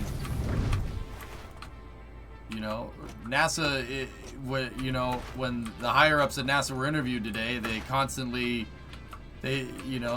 were like, we're going to do this, we're going to do this, and then they were like, look at how nice of a place this is to work. Look at how nice, NASA was rated the best place to work in the government. It's a really nice place to work. Look at how nice of a place this is to work. It's like, dude. All right. We get it.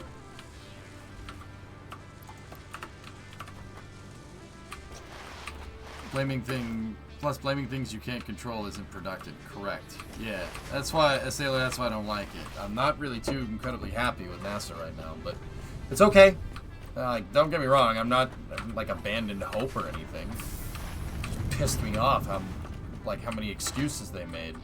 I'm gonna say I've said it once, I'll say it again. I probably sound like a broken record for the regular viewers in chat, as Sailor. Blaming other people and throwing other people under the bus and making excuses will have far-reaching effects for the perception of NASA. And NASA's funding is dependent on perception of NASA. So when they sit there and they make excuses, if you're a congressperson that doesn't know too much about space, you're going to be like, what the hell are you doing? I'm telling you, it's a bad look for NASA for more ways than one. It's not good. This is not a good thing. And don't get me wrong, I'm still confident in the Artemis program, and I'm still hype on SLS and everything. That's gonna be awesome. But ooh.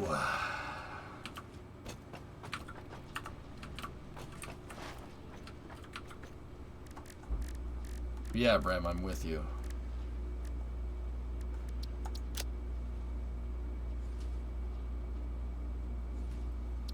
What the hell did I come up here for?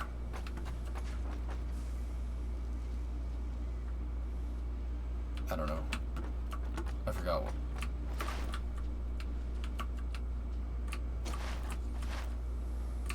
Wow, crap. Yeah, it's not a good look. It won't end well.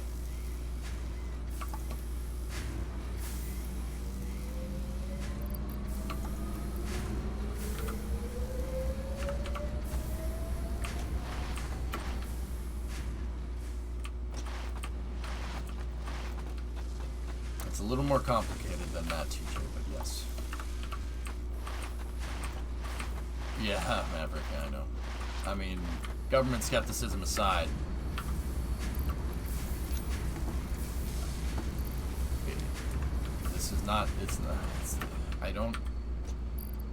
I don't see how changing things here is going to help, but it's okay.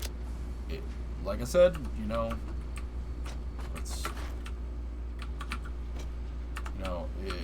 if people called it quits when the going got tough, nobody would regret anything for the rest of their life, right? So it's annoying, it's frustrating, but we'll go and we'll find out, figure it out.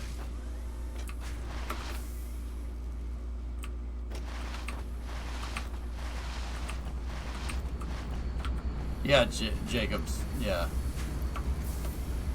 I'm with you, Bram, on that one. I never really like people that like to say how good that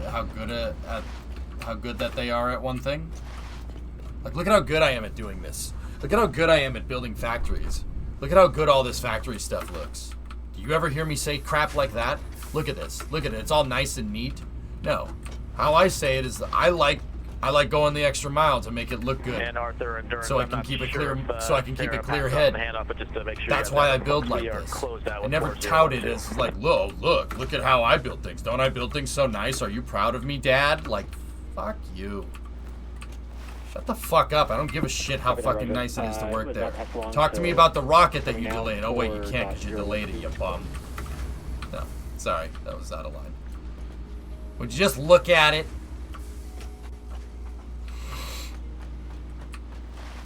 But did you see the special run of Sam Adams? Yeah, I gotta go buy it. You're doing the thing again. Yeah, I'm gonna stop now. Let's get back to work. Gotta get up there and start building out some constructors.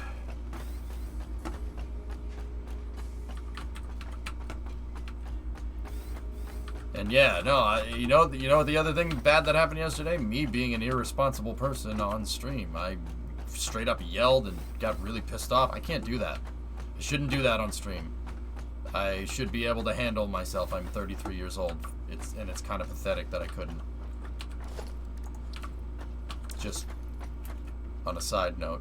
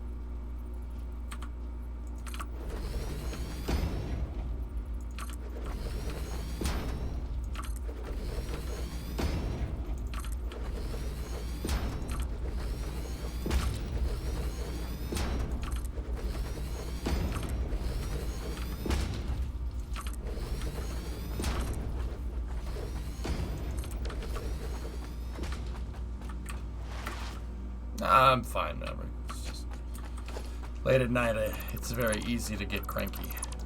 Late at night, it's really easy to wind old EJ up. That's why I always end up appearing to get so mad at freaking racing, because I'm tired and it's the end of the day and I want to go home.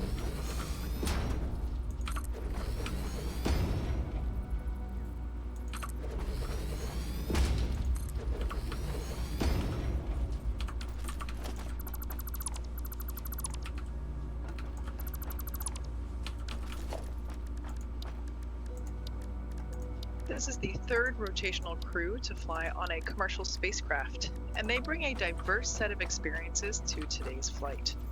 Crew Dragon Commander Raja Chari is a colonel in the U.S. Air Force. He holds degrees in astronautical engineering and aeronautics.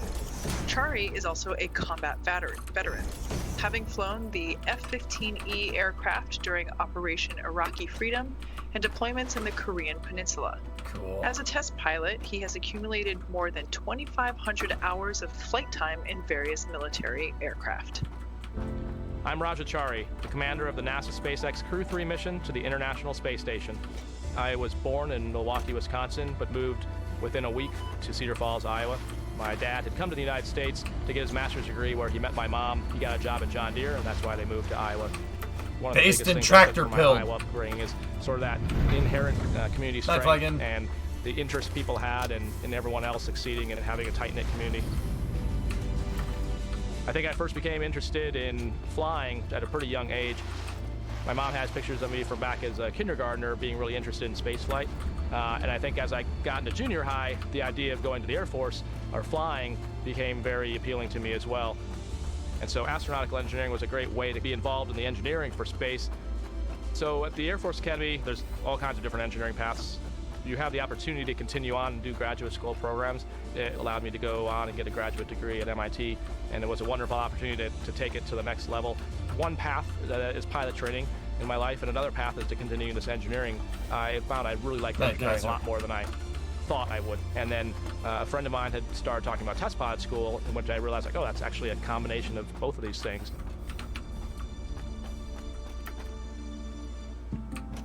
So for me, I think I first started thinking about the idea of being an astronaut was about the 2008 time frame, but it dawned on me that, oh man, this is not just some weird, like, I want to be an astronaut when I grow up. It's actually in the path that's realistically achievable. So what do you say? How about I introduce the 2017 Astronaut Candidates? Raja's a 39-year-old lieutenant colonel in the United States Air Force from Cedar Falls, Iowa. And so that was how I wound up on the path of applying. So on the SpaceX vehicle, my job as the commander is a fewfold. I don't need to tell Kayla, Tom, or Matthias how to do their jobs. They already know how to do their jobs. It's really more a matter for that 1% of the time where something off-nominal happens, what is the best split of resources, of, what is the best interactions between those players to get the best result. And so managing those different pieces of the puzzle is really, I think, what the crew part of the commander job is. Man, it's really mind-boggling when you so think easy. about how much effort it takes to put people in space and then to sustain them in space. I think what's cool and why I like NASA is none of those people are doing it for the money. They're doing it because they believe in the mission. They're doing it because they believe in solving humanity's problems and pushing exploration. That's the reason people are doing it. I think, if anything, it's taught us that we as humans have this great ability to endure through just about anything. You just have to put your mind to it.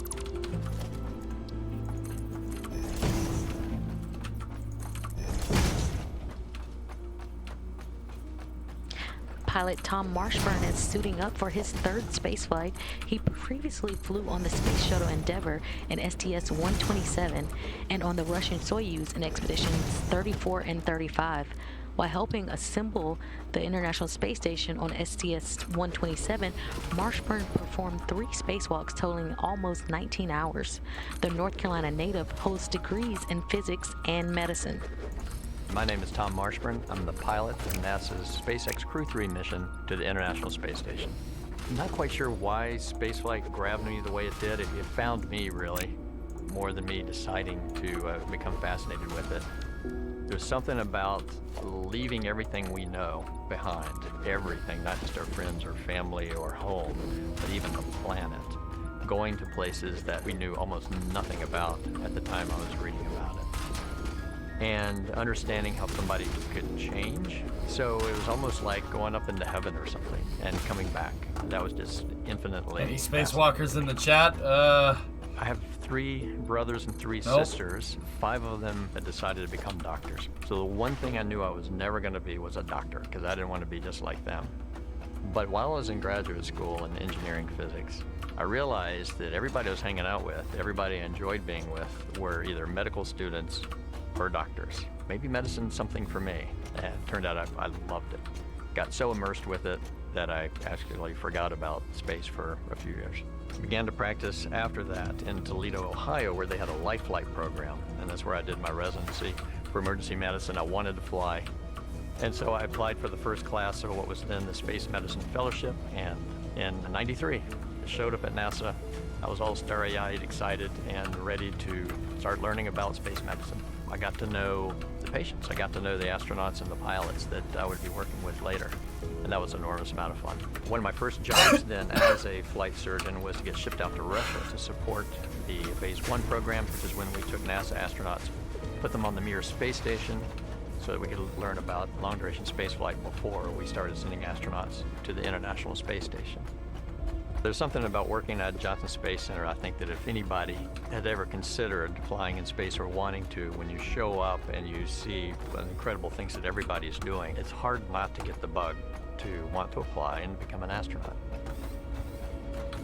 So I did 3 spacewalks and supported a 4th as the inside crew member.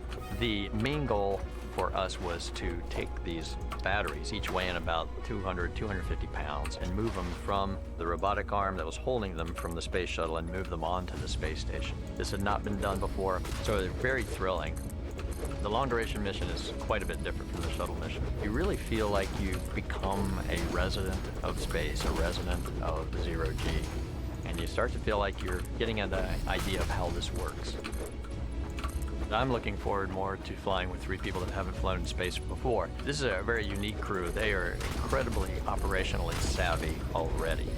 I imagine from their prior jobs at ESA and in the military. I know they can do the job. There's no question about that. One of the great legacies of the space station is not just going to be the science, but very importantly, the international cooperation. It's not for survival, it's not for competition in the marketplace, it is for just exploration. What is Zoop? Zoop allows you to place multiple at once. Where great science is happening.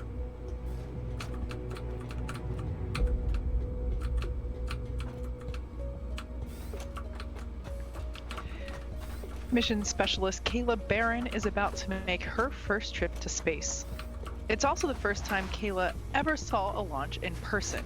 The Washington State native has degrees in nuclear engineering and systems engineering. As a submarine warfare officer, she was a member of the first class of women commissioned into the submarine community, and she deployed 3 times while serving aboard the USS Maine. I'm Kayla Baron, a mission specialist for NASA's SpaceX Crew 3 mission to the International Space Station. I was born in Idaho. My family moved a lot when we were kids. We lived in Montana, Colorado, but for most of my middle school time and high school, lived in Washington State, in a town called Richland, which is in southeastern Washington. Yeah, El Dorado, that's correct. I'm in the middle of 3 girls. My dad's an engineer, my mom's a math whiz and a runner. They always really raised us to be ourselves, which was really cool for me and my sisters to all kind of find our own paths. I knew that I would want to find ways to challenge myself and become a leader. That's how I first got interested in joining the military and ultimately got interested in attending the Naval Academy, where I studied control systems and robotics engineering. When I showed up at the Naval Academy, I thought I wanted to be a fighter pilot. And we have this really cool training between our sophomore and junior year. Cammy. I kind of think of it at like the Navy's job fair. You go spend a week with every single major warfare community, surface ships, submarines, aviation. And when I got to go underway on a submarine, I just felt like this is where I belong. It's not for everyone. It's kind of a fascinating world. You develop your own little microcosm under the sea because you have to be able to provide everything you need to live and work safely and also accomplish a mission within your own crew. The time on my submarine was the most developmental period of my life for a lot of reasons, but especially because of the operational experience and operational teamwork I got to do while we were underway when we were deployed. I actually never even thought about becoming an astronaut until after serving on a submarine. For me, it was all those parallels that really inspired me to want to apply and to believe that I even could. All right, NASA family and friends, our first astronaut, Kayla Baron. I found out that I was officially on Crew 3 when I was on my way to the Neutral Buoyancy Lab for spacewalk training. And I got a text from the chief of the office, and he said, if you're awake, give me a call. So I gave him a call on my way into work. Probably after hours. And he said, Kayla, you're on Crew 3. And I was just so excited. Crew 3 is just such an amazing group of people. It's a really special crew because I think everybody brings a really unique perspective and different background, and so there's always something to learn. And whenever we're faced with a problem or have a decision to make, it's really interesting to see the different perspectives and how together we make better decisions and come up with more interesting solutions. I just feel super lucky to be with people who all have such diverse perspectives and experiences, but have really learned how to mesh and work together as a team. I definitely would want to thank my family for supporting me on this journey. They've always been there for me and pushed me to chase my dreams and been super supportive every time I stumble or fall, helping me get back up and try again. Without them, to hold me accountable. All right, username, see ya.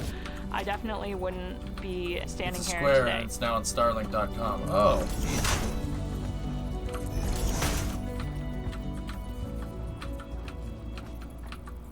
The second mission specialist is Matthias Maurer.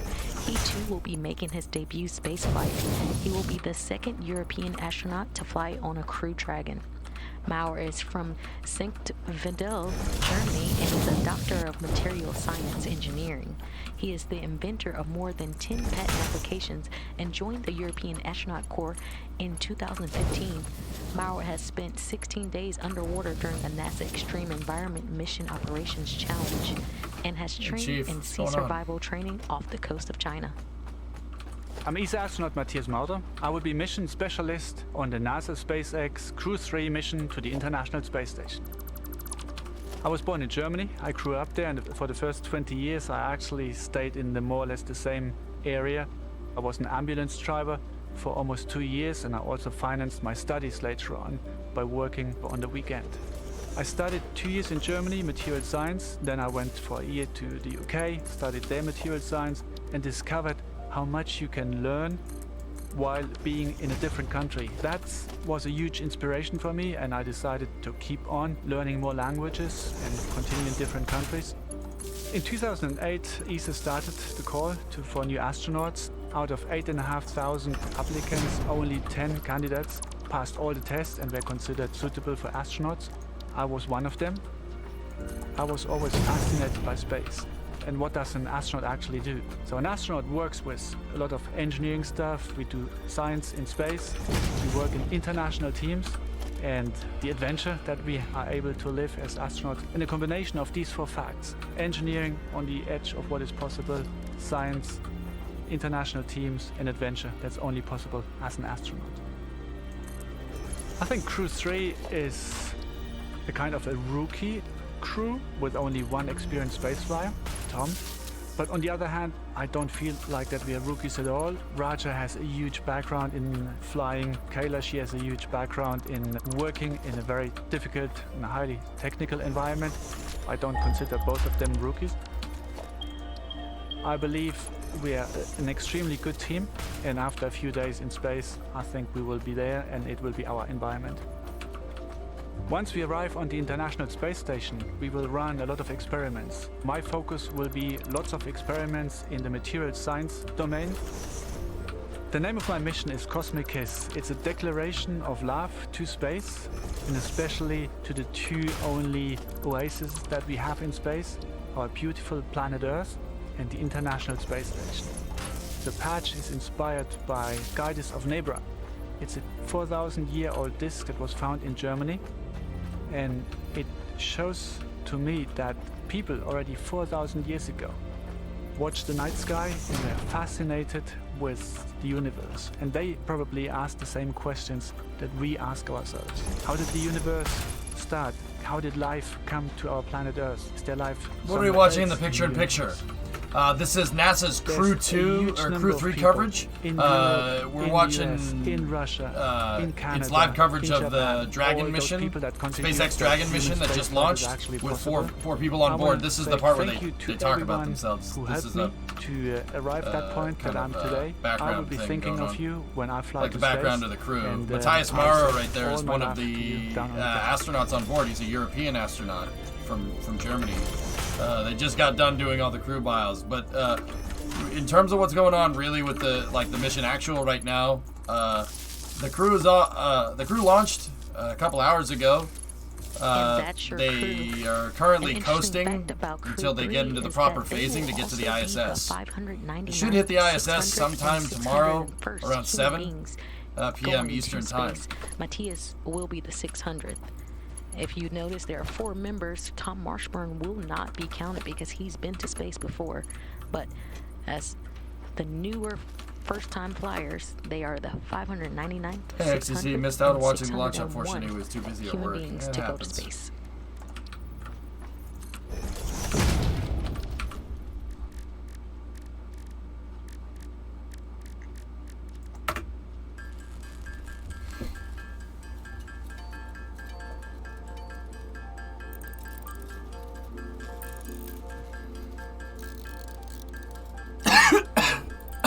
doing all right, Chief. Been going a good while here, almost 13 hours.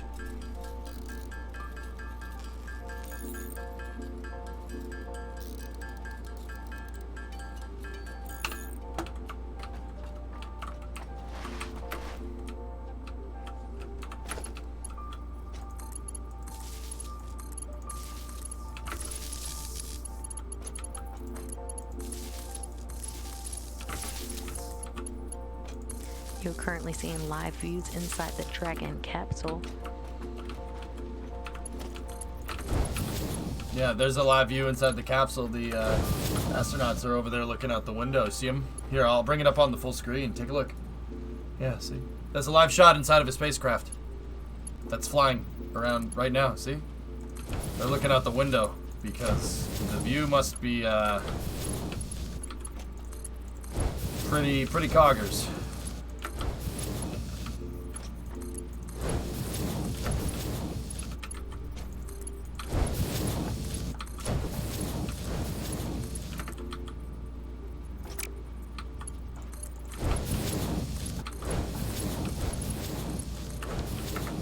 Two coggers, apparently.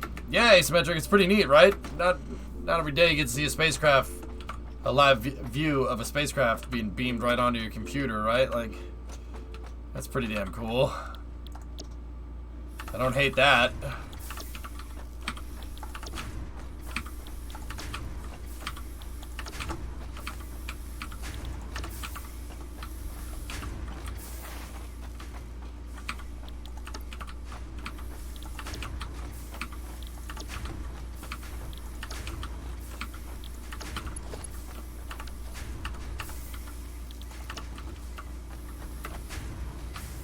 How was the launch? Everything went good, Everest. Everything went good. Sorry, I was doing some work. It's Satisfactory. I was setting all the machines. These should all be producing now. Whatever happened with the Perseverance rover? It's still working.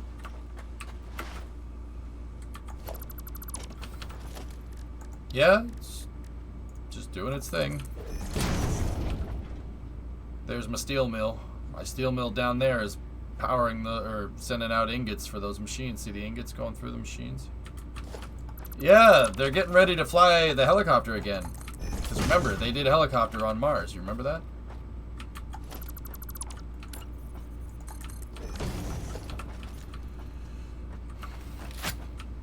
They did helicopter on Mars, dude.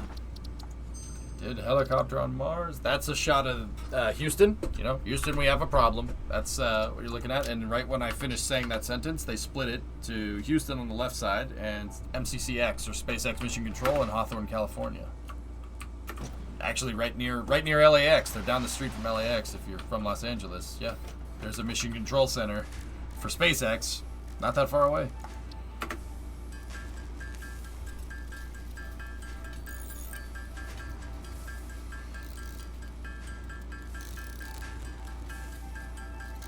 Hey, Snoodle. What's up with Starship? SpaceX is gearing up for an orbital flight of Starship. They're going to send a flight up there into space to test out the tiles. SpaceX is going to try to solve the tile problem.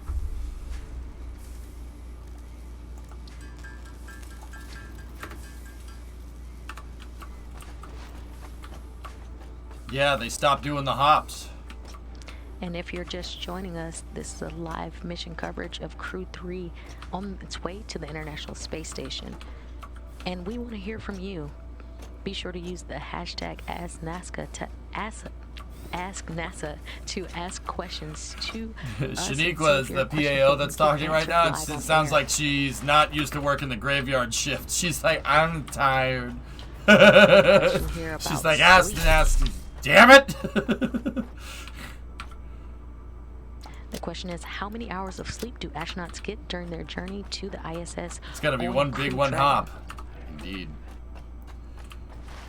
What does SpaceX Mission Control do? They're monitoring Dragon. Mentioned before, but the crew there's a crew scheduler, and they schedule everything up till 5 minutes. Shaniqua, you okay? And Depending on the length of the journey, astronauts can get as much as any regular night's sleep. Sure, you're right. I know, dude, it's late. It's very late. If you work 9 to 5, running a shift like this would kill you. If they have any media interviews coming up during this time, or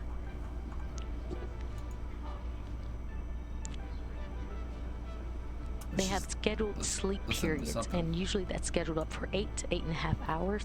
If anything changes or is dynamic during their flight, they will be awakened by the flight director or the core. But usually, and if they're on a 22-hour journey like they are today, they'll be scheduled for about an 8.5 hour sleep period. There you go. 8.5 hour sleep period. Keep sending them in. We do want to hear from you. Please use the hashtag AskNASA to send us your questions. She was like, AskNASA, no!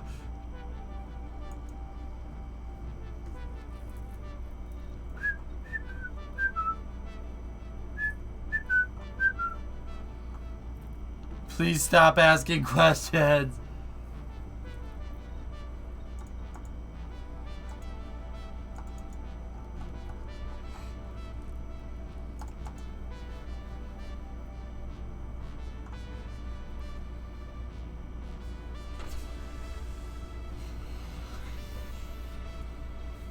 Did she have an 8-hour sleep period? She probably had to change her sleep schedule. NASA PAOs work 9 to 5.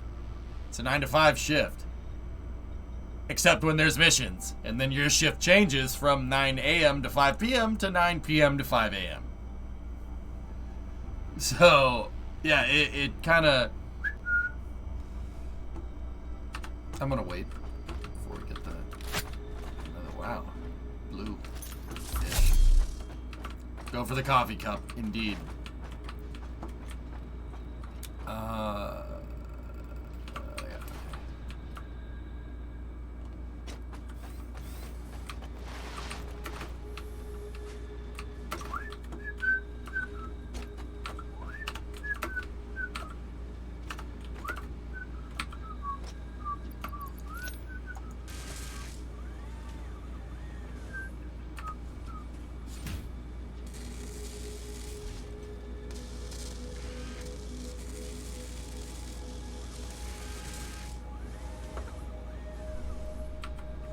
Did you finish everything with the refineries? For the most part, Jacobs, yeah.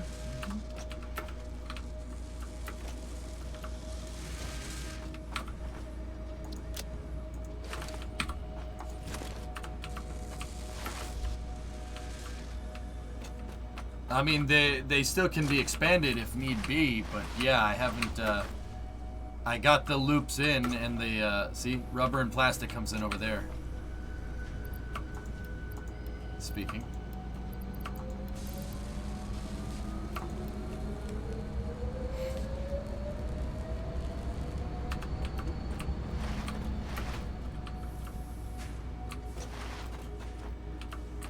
Now we gotta load some of these into the space elevator.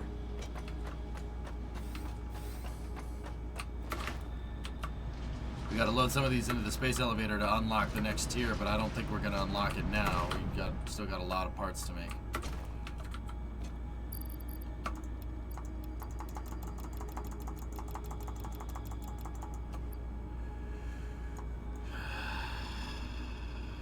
Getting there.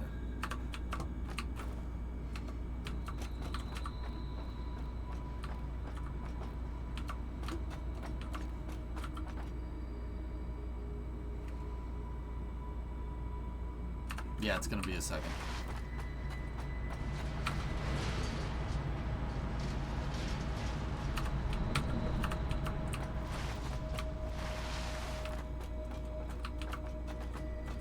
You're currently seeing a live view from Mission Control Houston and MCCX in Hawthorne, California.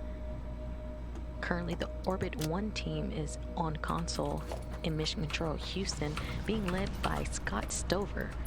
And you'll hear today, once the crew is awake on station, Capcom Koichi Wakata. Koichi-san. Be the voice you hear communicating with the station, Marks Vandehei. There's Koichi Wakata, one of the one of the most accomplished Japanese astronauts right there. Japanese engineer and a JAXA astronaut. Wakata is a veteran of 4 NASA SpaceX shuttle missions, a Russian Soyuz mission, and a long-duration stay on the International Space Station. Yeah, Koichi's the During a real nearly deal. 2-decade career in spaceflight, he logged more than 11 months in space. Wakata-sama.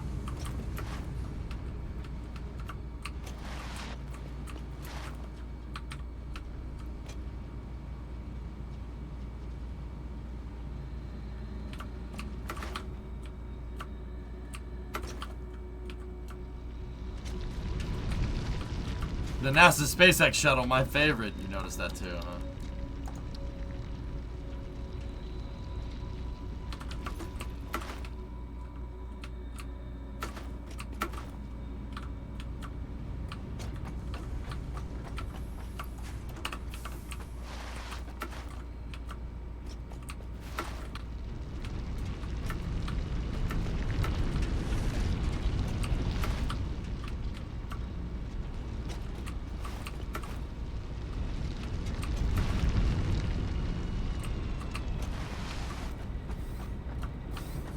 It's one of the hardest things to do as a flight controller, Jacobs.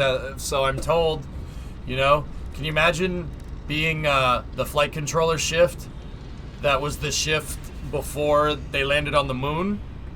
Somebody was the flight controller on the way out to the moon, doing the course correction burns, and then it's like, okay, we're ready to land on the moon. Okay, your shift's done. Go home. Oh yeah, that happened. That's the thing you gotta. That's a thing. That's a thing. Absolutely. Yeah, hard thing to deal with from what I understand. Because you're like, you know, I'm so involved, Nope, never mind.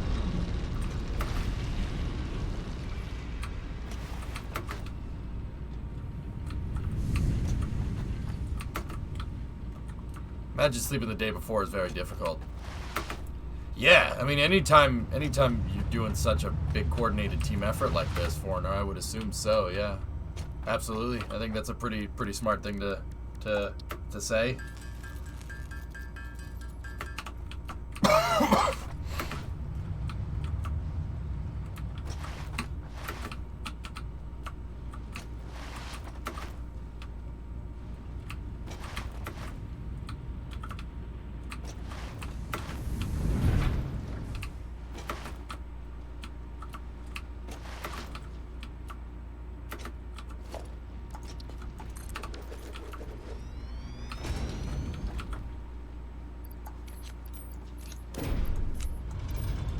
Go, baby, go.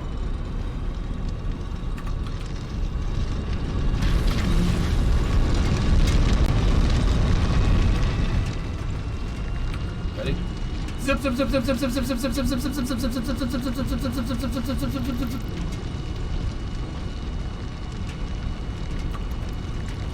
Okay, maybe we don't need to do it that much.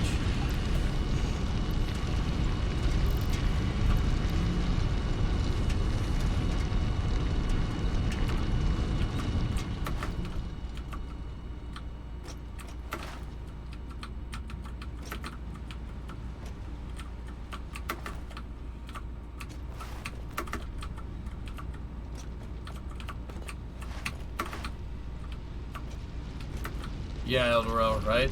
Yeah. And we're still accepting questions on #AskNASA. We do have one that's loaded up here, and it's talking about Dragon Eyes. It says, how many Dragon Eyes does Crew Dragon and Cargo Dragon have, and what are all the applications / roles in docking to the International Space Station? Good question. That's a great question. Yeah, So, really Dragon good question. Eyes are basically the eyes on Dragon. They are. It's its docking mechanism. Dragon Eyes are actually a combination of a laser-based ranging unit and a thermal imager. It's located on the forward bulkhead, so the nose cone must be open, meaning they're not used while the capsule is on the ground. So the laser rangefinder is the primary sensor for docking. which we know is an autonomous process. However, the thermal imager, the actually gives the crew a camera view that they can use to monitor approach undocking, manual flight, and just to give general situational awareness. So yeah, there are 2 Dragon Eyes total on Dragon, basically just as a redundancy. Well, 13 of the shift change right as the incident it's happened. It's a combination of laser-based ranging units and thermal imagers. Fun fact, the first Dragon Eye receiving mechanism installed on the ISS flew on a space shuttle mission. A SpaceX mission flew on the space shuttle. Facts.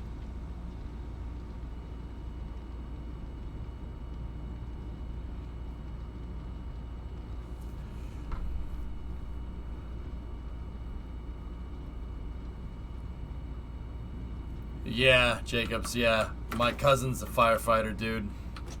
One of my other cousins. I have a lot of cousins. Big Italian family. Yeah, one of my cousins is a firefighter.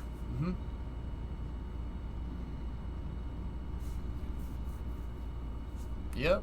One of my cousins is a firefighter. The other one's a plumber. The other one is a geotechnical engineer. Yeah. Oh, my cousins are all over the place. Another one's a market. Another cousin works in marketing. Another one is a financial analyst. Like, I got cousins all over the place, man. And then there's me doing my thing. Dragon Eye was on the shuttle. The first Dragon Eye was the receiving mechanism for the ISS. Was put up by a space shuttle. Yeah, STS-127, I think? Is the plumber's name Mario or Luigi by chance? Nah. Nah. No. Nah. Maybe. I had a lot of cousins. The names is Peters and Pauls. All right. I got lots of cousins, you know.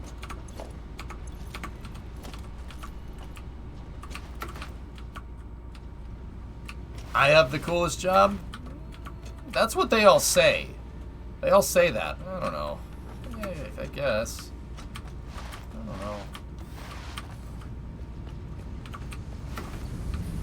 Oh, there's live shots inside the capsule.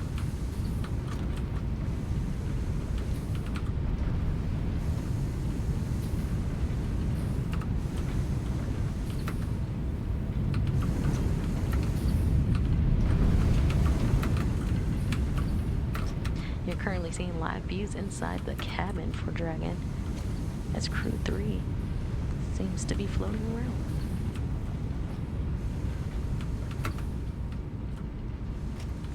Any mods around?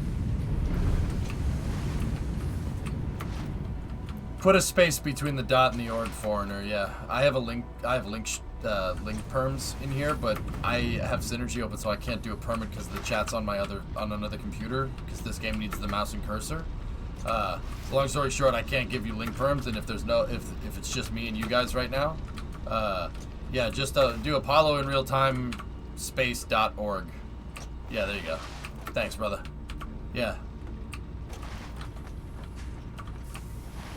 What do you need? Oh, hey, Sawyer. Foreigner wanted to link up Apollo in real time. Yeah, awesome. We watched Apollo 11 in real time for the 50th anniversary.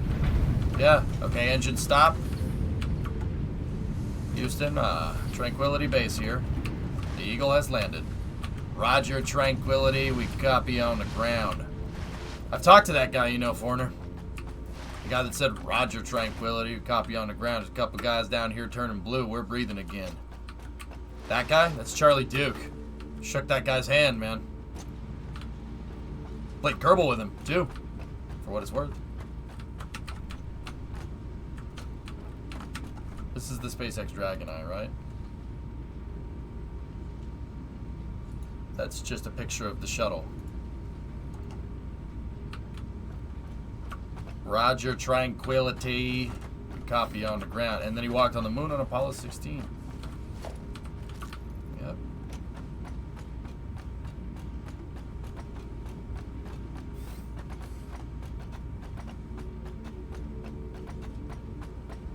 It's pretty cool to me that we're just watching people chill on a spacecraft. I mean, I don't know about you guys. That's pretty awesome. OSHA would hate me? Oh, this is perfectly safe. Just stay near the wall. And OSHA has no jurisdiction here. We're on another planet. You have to answer to Space OSHA, though. Sposha. Those guys. Oh, man. What a bunch of dicks. Hey, everything is terrible. 50-month resub. Thank you, buddy.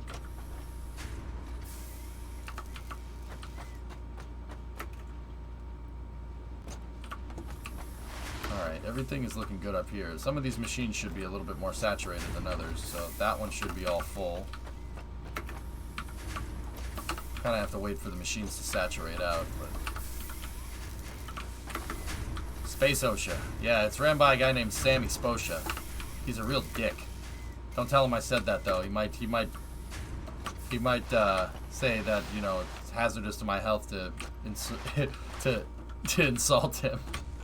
Sorry, he's a real jerk. A real humdinger.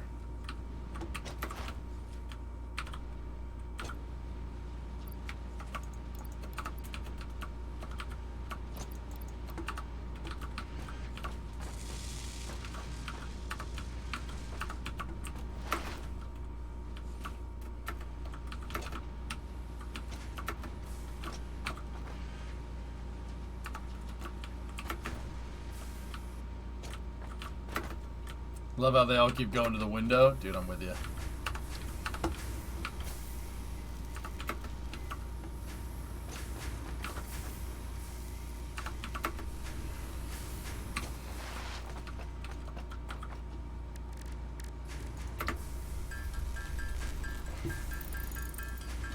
Yeah, they are all watching the window, dude. Look, they're all looking out the window. That's Tom right here. Raj is behind him.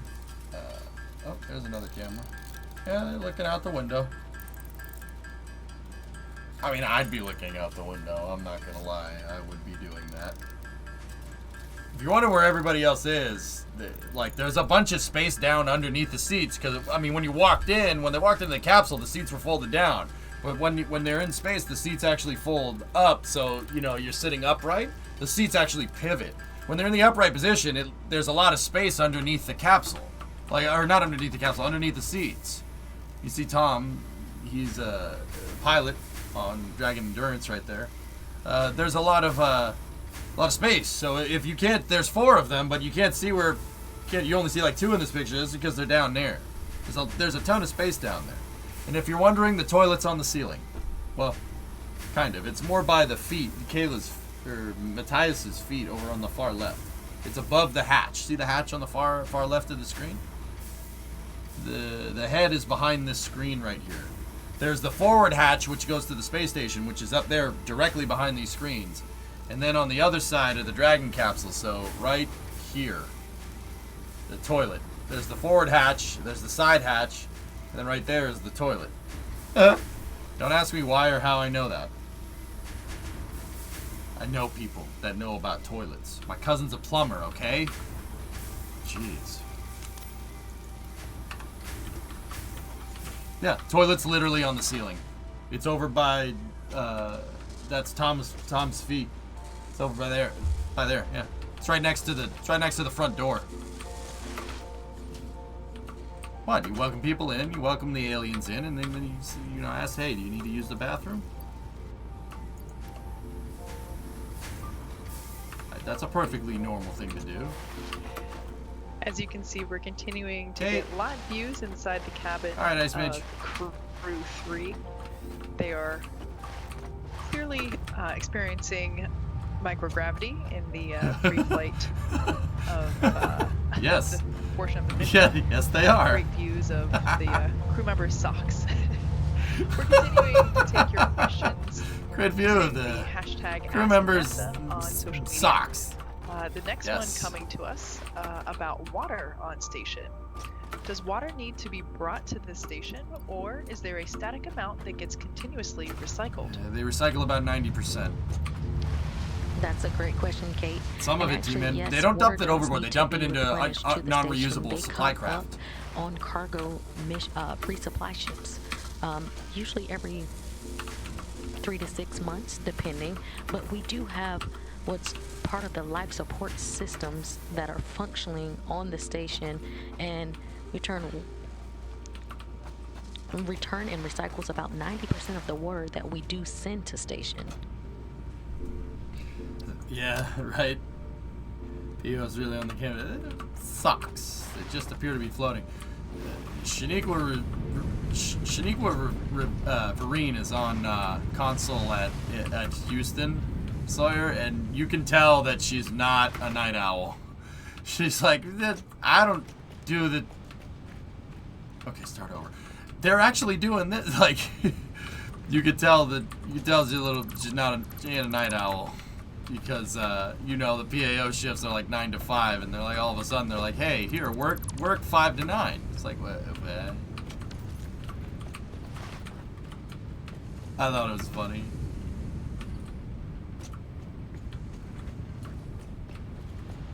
Didn't they use their socks for the CO2 scrubber on Apollo 13? That sounds about right, Element. John Young is the guy that came up with the idea for the scrubber, which is kind of funny. He just found his way into mission control, and he's like, yep, all right, we got to make CO2 scrubber out of things. I'm going to go MacGyver on this thing. And, yeah, he did. Facts.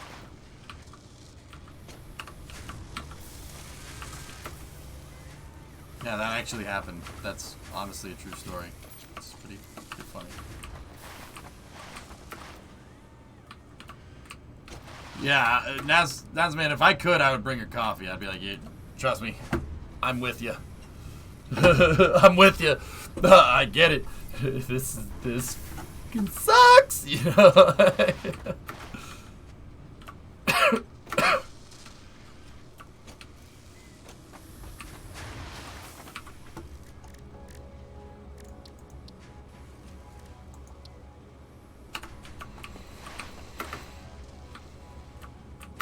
Roger, Tranquility, we copy you on the ground. There's a bunch of guys turning blue down here. We're breathing again. Houston, Tranquility base here. The Eagle has landed. Oh, we need to do that. We need to do that more. We should do that. That's really cool. That's a cool thing that people do. How does one get coffee in space? They actually have an espresso machine up there, T-Man. An Italian installed it. Samantha Cristoforetti in 2014 installed the new espresso machine. There's one in the US in Node 1. It's not espresso, it's espresso. Espresso is different. Yep. So they don't need to worry about that. And it's a real Italian espresso, which is cool.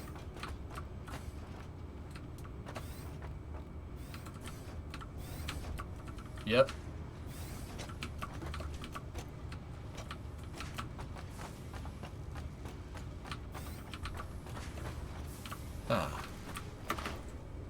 Espresso. And we've lost Espresso. cabin views for now, but you're currently seeing a live view inside the International Space Station Flight Control Room, where the Orbit 1 team has taken over, being led by Flight Director Scott Stover. Scott and Manley. You see him Wait, discussing right now, or talking to Koichi Wakata. Koichi Wakata. Yeah, Wakata-sama! Astronaut and veteran space flyer.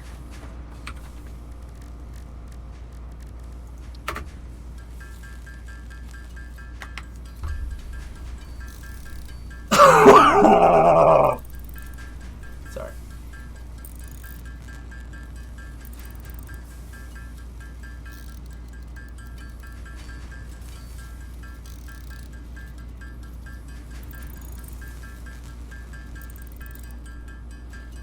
Says the ISS James Holden approved.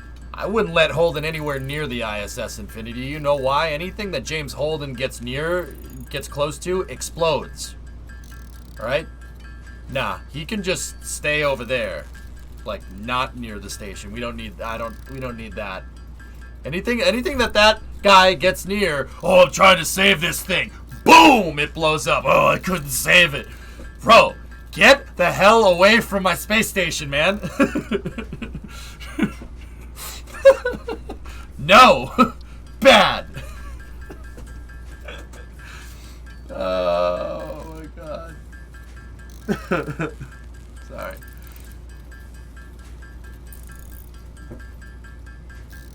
You can let Amos near it though. Amos is cool. Or Amos, I guess you'd say. Yeah, we could let him near it. That's fine. Remember the Kent. See? He was near that. He was near that too. Look what happened. Got near the Donager. Look what happened. Got near this other place that I can't talk about. Look what happened. Amos, why did you do that? Why did you kill this person that I love? Look, I don't care. I probably never will. So stop being upset. Okay.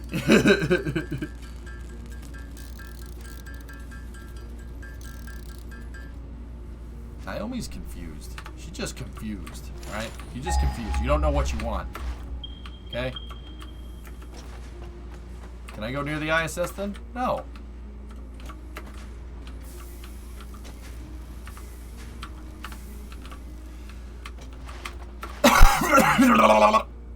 Sorry, Chad, why'd you make me make a funny noise? Why'd you do that?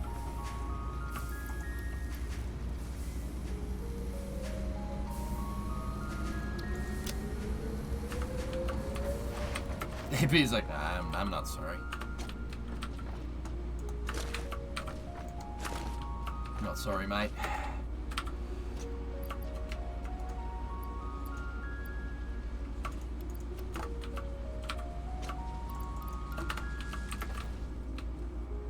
Because you're a funny guy, alright.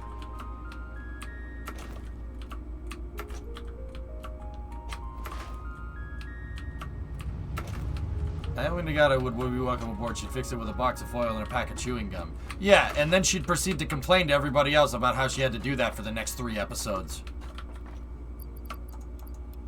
It's insufferable.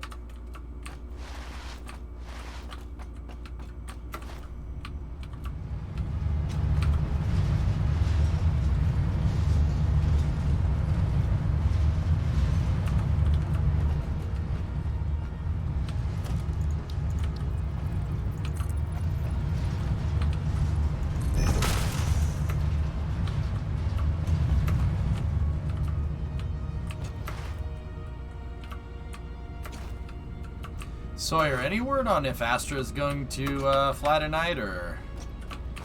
I think that got duped out to the 12th, if I'm remembering right. Because RocketLaunch.live says in a couple of hours, next space flight says 12th. I'm here, just in bed. Just laying in bed now, so if I disappear, I fell asleep. Okay, Jacobs, that's no problem.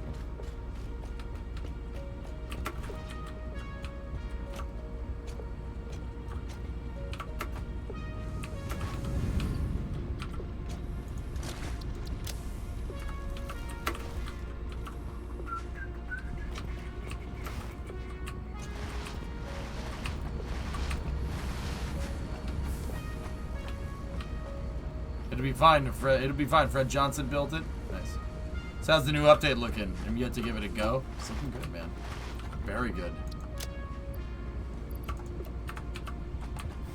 I only saw Net today, but I don't remember if they actually moved it officially. I'm gonna have a look. Alright. Righto. About that time, mate, chaps. Righto. Hercule. All aboard? Yeah, that's the reason, Blue Shirts.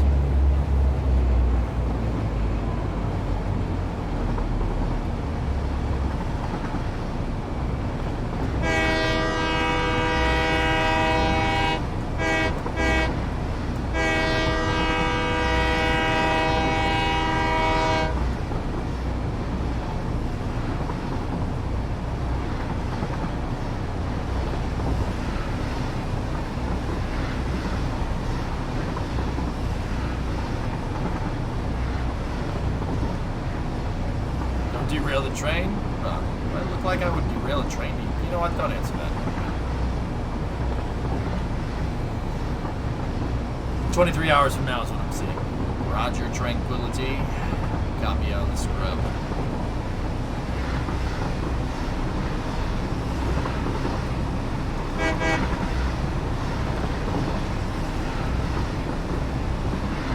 All you had to do was follow the damn train, EJ.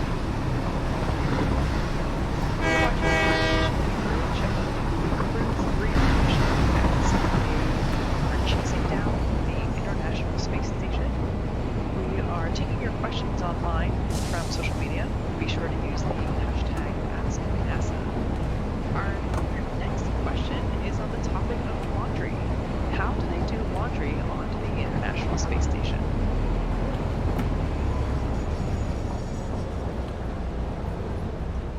That is actually a really good question, Kate.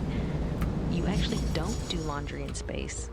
On Earth, many of us have, wash machines, then we put our dirty clothes in and it makes them all nice and clean again before we rewear them. However, there is currently not a way for astronauts to do the same. There aren't washing machines on the ISS, as they would use up too much water and probably take too much of the power away from the station. Transporting water from Earth is very expensive, and water is also a heavy substance which requires a lot of energy to get it up into space. Facts. Most of the water on the space station, as we previously discussed, is recycled. And when it does go up there, it's usually for drinking or experiments. The astronauts have a limited number of items, as it would cost too much money to regularly send fresh clothes from space. However, they do get resupply ships of clothing. They usually wear the same outfits again and again, which isn't too bad because they don't get too smelly or too dirty in space. Unlike on Earth, astronauts' clothes don't usually pick up dirt from the outside, so you tend to get a little less dirty than you would on Earth than you would in space. She's trying to cover up her southern accent, Maverick. Just like how I every once in a while say stuff kind of weird, like wada. She's trying to do the same thing. I know covering new tracks with accents when I see it, man. I do it all the time.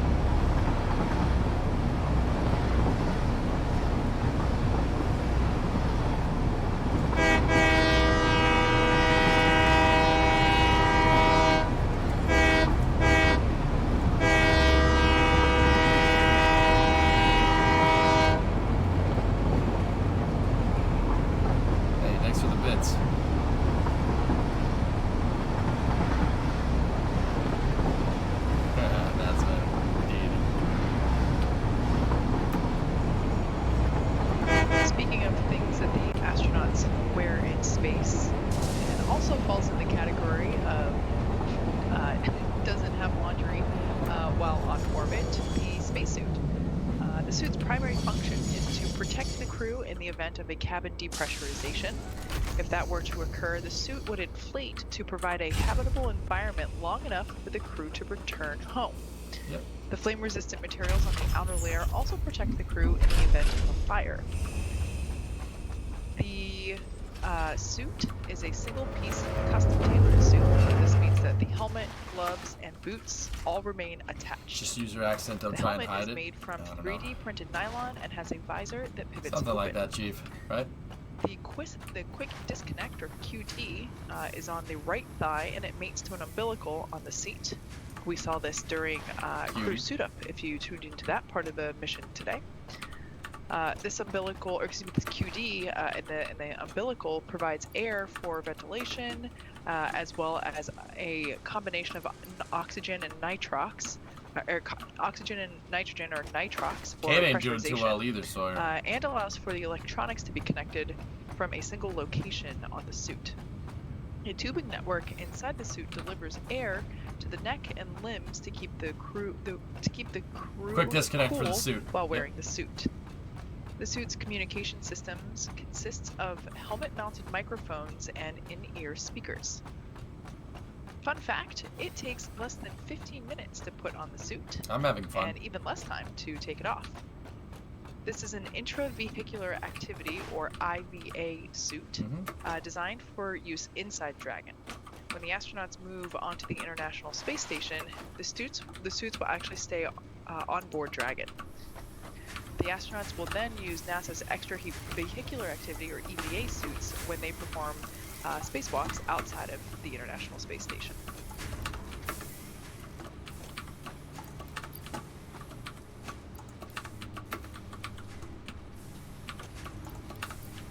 As we saw before when we had those live views inside of the cabin, the crew was not currently wearing their suits. The suits are only required to be worn during dynamic operations, such as docking or undocking or liftoff, as was the case earlier today. So right now the crew they've completed their meal.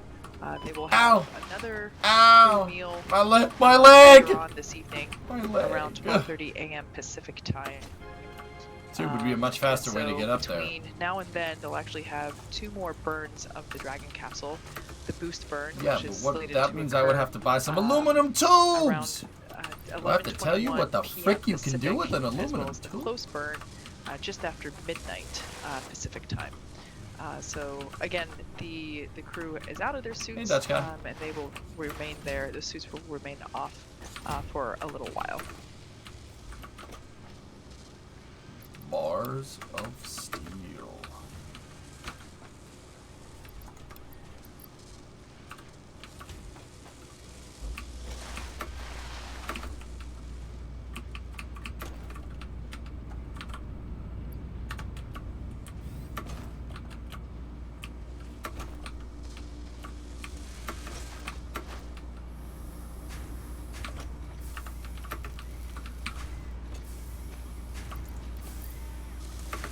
Smart plate.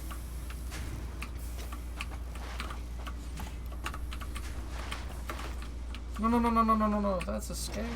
That's something different, but yes, it's still funny.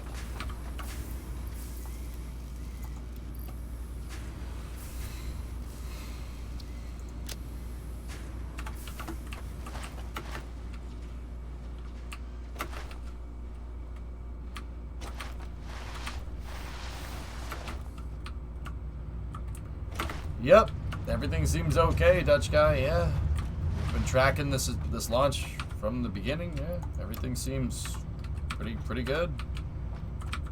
I had no complaints. Anybody else?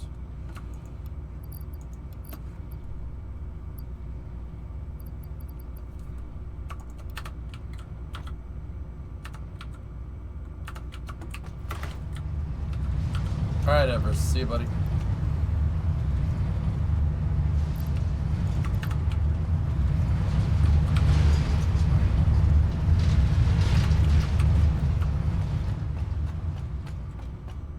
See.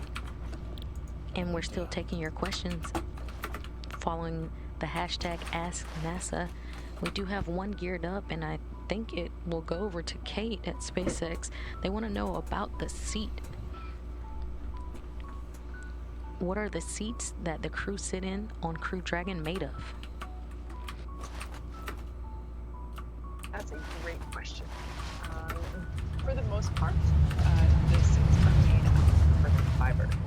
Something that a lot of people don't realize is that the seats are actually custom fitted for each crew member. So we talked about the spacesuits a little earlier and how the spacesuits are custom fitted for each crew member. Well, the same goes for the seats themselves.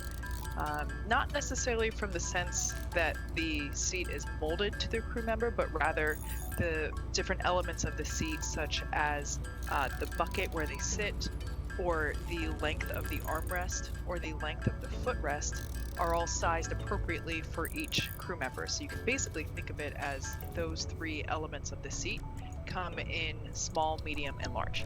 And we choose the correct sizing for each of those components to allow for maximum comfort and safety for the crew members while they are seated in the seats for those activities. So yeah, the most important part about the seat is that they are comfortable and keep the crew members safe, and of course are positioned appropriately for those seated tasks. So yeah, for the most part, they're made out of carbon fiber. There's a privacy curtain, Maverick.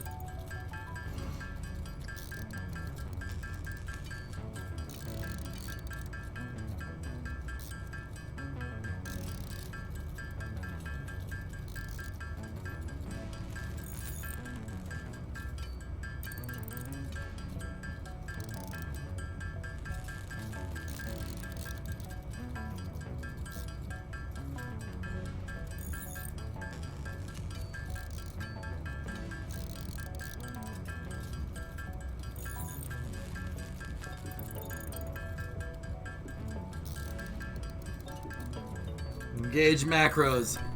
don't know what you're talking about. I don't know what you're talking about, man.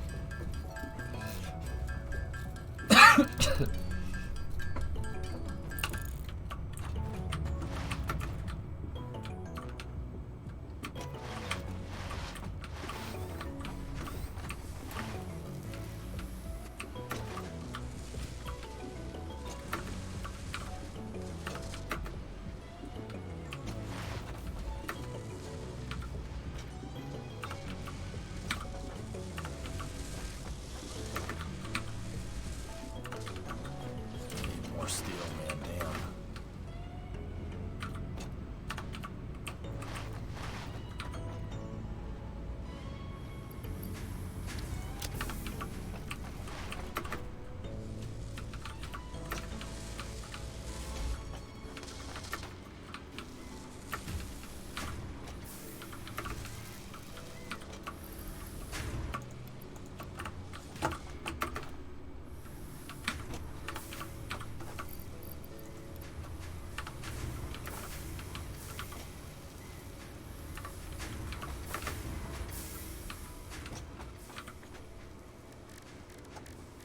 Guys, you know they added something where you could just punch the space bar. All you gotta do is tap the space bar once and it'll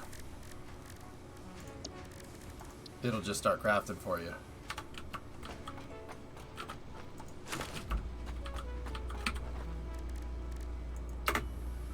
Like this. I'll be right back.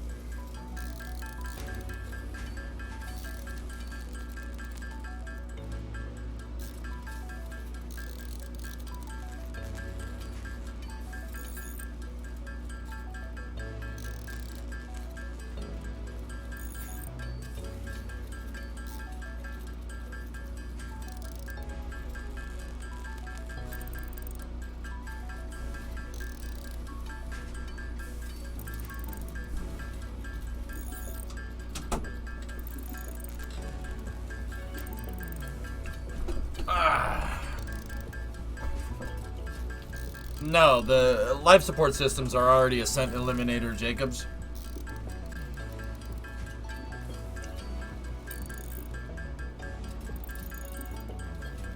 Train track works right now. I gotta make the loop around the factory, Night Viper. Right now I'm trying to push to complete the Phase 3 objective up at the top. And also building out the steel construction area up on the top floor of the factory that's all the way up there.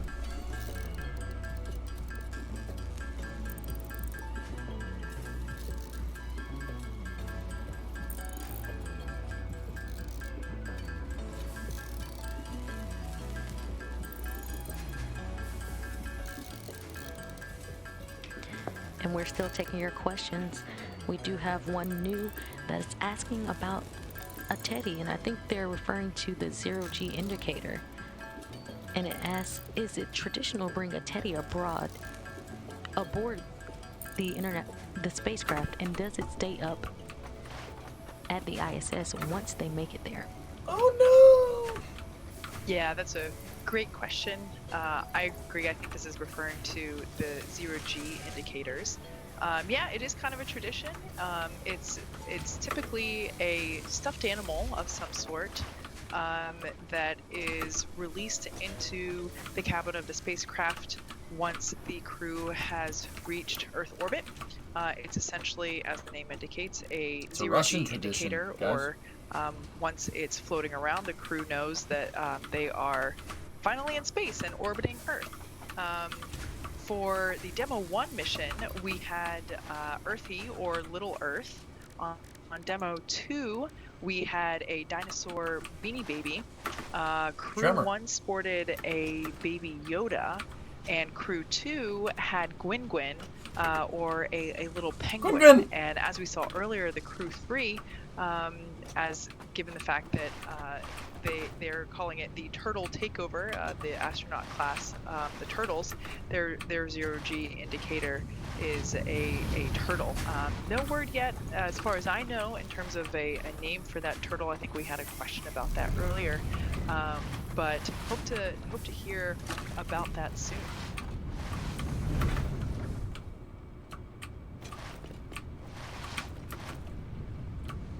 And just Buzz really quickly Lightyear, about nice. Does it usually come back to space or stay up there?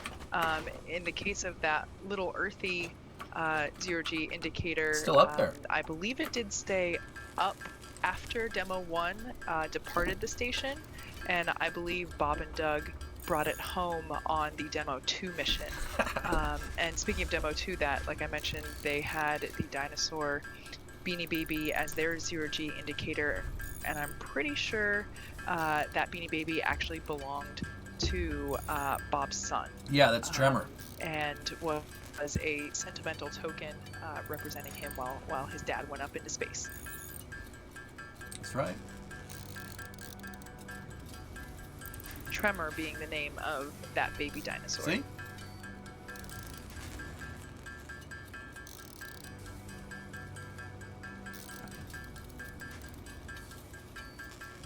Continuing to take your It was an questions apatosaurus. using the hashtag AskNASA. The next one. And then yeah, Crew 2 brought Baby Yoda. Exercise to prevent muscle atrophy. Crew 1 brought Baby while in Yoda. space. And then Crew 2, like Kate They said, brought actually Astronauts on the a station penguin. work out 6 out of 7 days a week for 2.5 hours each day. The International Space Station is equipped with 3 machines designed to give astronauts that full body workout. They have a bicycle of sorts. It doesn't really have handlebars. They have a treadmill. What would I bring? That they actually are My strapped plushy down space to shuttle. as they run, and a weightlifting machine Either called that the or ARID. this. And that stands for Advanced Resistive Exercise Device, which they are able to load. Jeb would come with me into space. They have a pulley system with two. They have a system where it loads pressure, and they're able to lift hundreds of pounds doing bench press and I'm squats so rocking and that the sort net of on thing on that Starlink. machine. Wow. So that is the weightlifting device. So yes, and in all those ways, they are preventing atrophy for bones and muscle. Yep, astronauts got to work out for 2 hours a day. Yep, you'll get muscle atrophy. If you just don't work out when you're up on the ISS and you try to come back down, your muscles won't be able to deal with the loads of being back down on Earth, and your heart will start trying to move the blood around faster. Heart rate goes through the roof, the heart goes into overdrive, and just like if you take an engine and you put it to redline, your heart does that. Yeah, not good. You can go into cardiac arrest. Yeah, you have to work out when you're up there. Oh yeah, 2 times a day. Never skip leg day on the ISS. Muscle atrophy will kill you if you're not careful.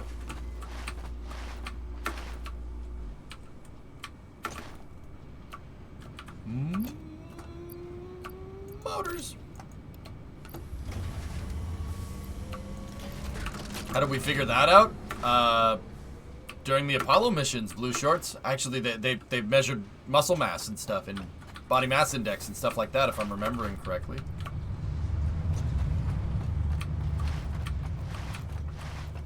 I don't think anybody ever tried it. They like came down and was like, ah! And then keeled over. You know, I don't think that ever happened. I'm pretty sure, not to my knowledge.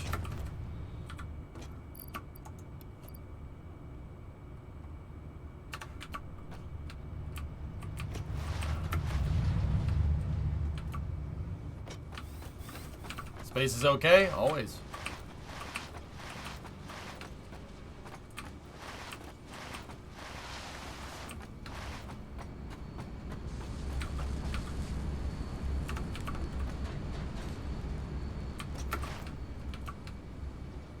No, Blue, no. Unless there's something I don't know about. I mean, I don't think so. When we were talking about the zero-G indicators, I indicated that it was kind of a tradition to take one up.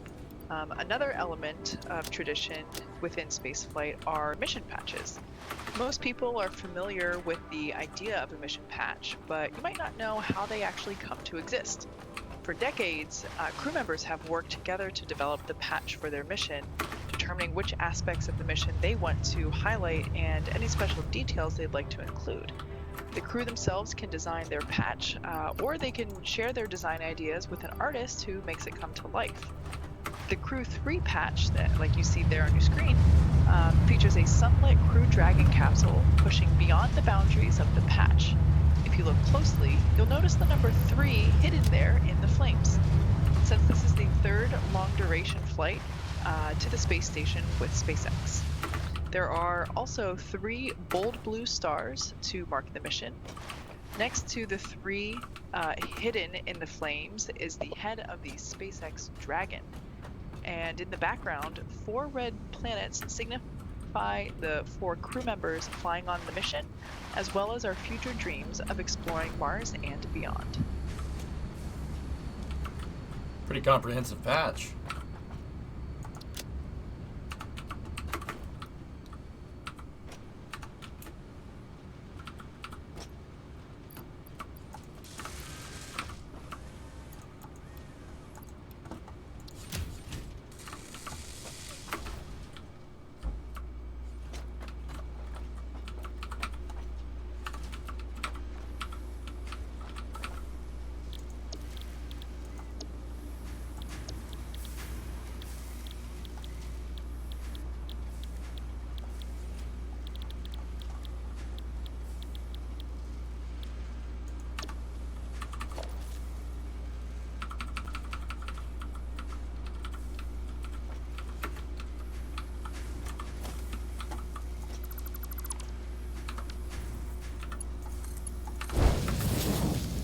Because the missions were much shorter?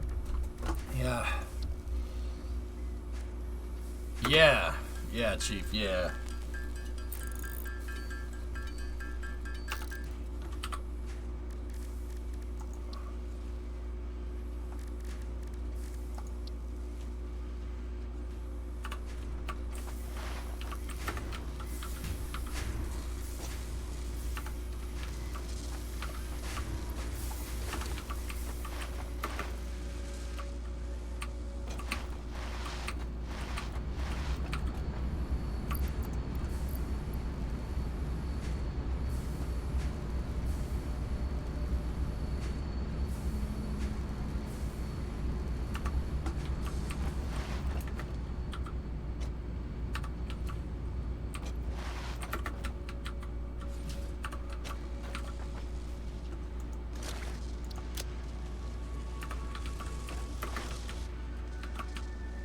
Alright guys, I'm getting tired. I've been going for like 14 hours or something.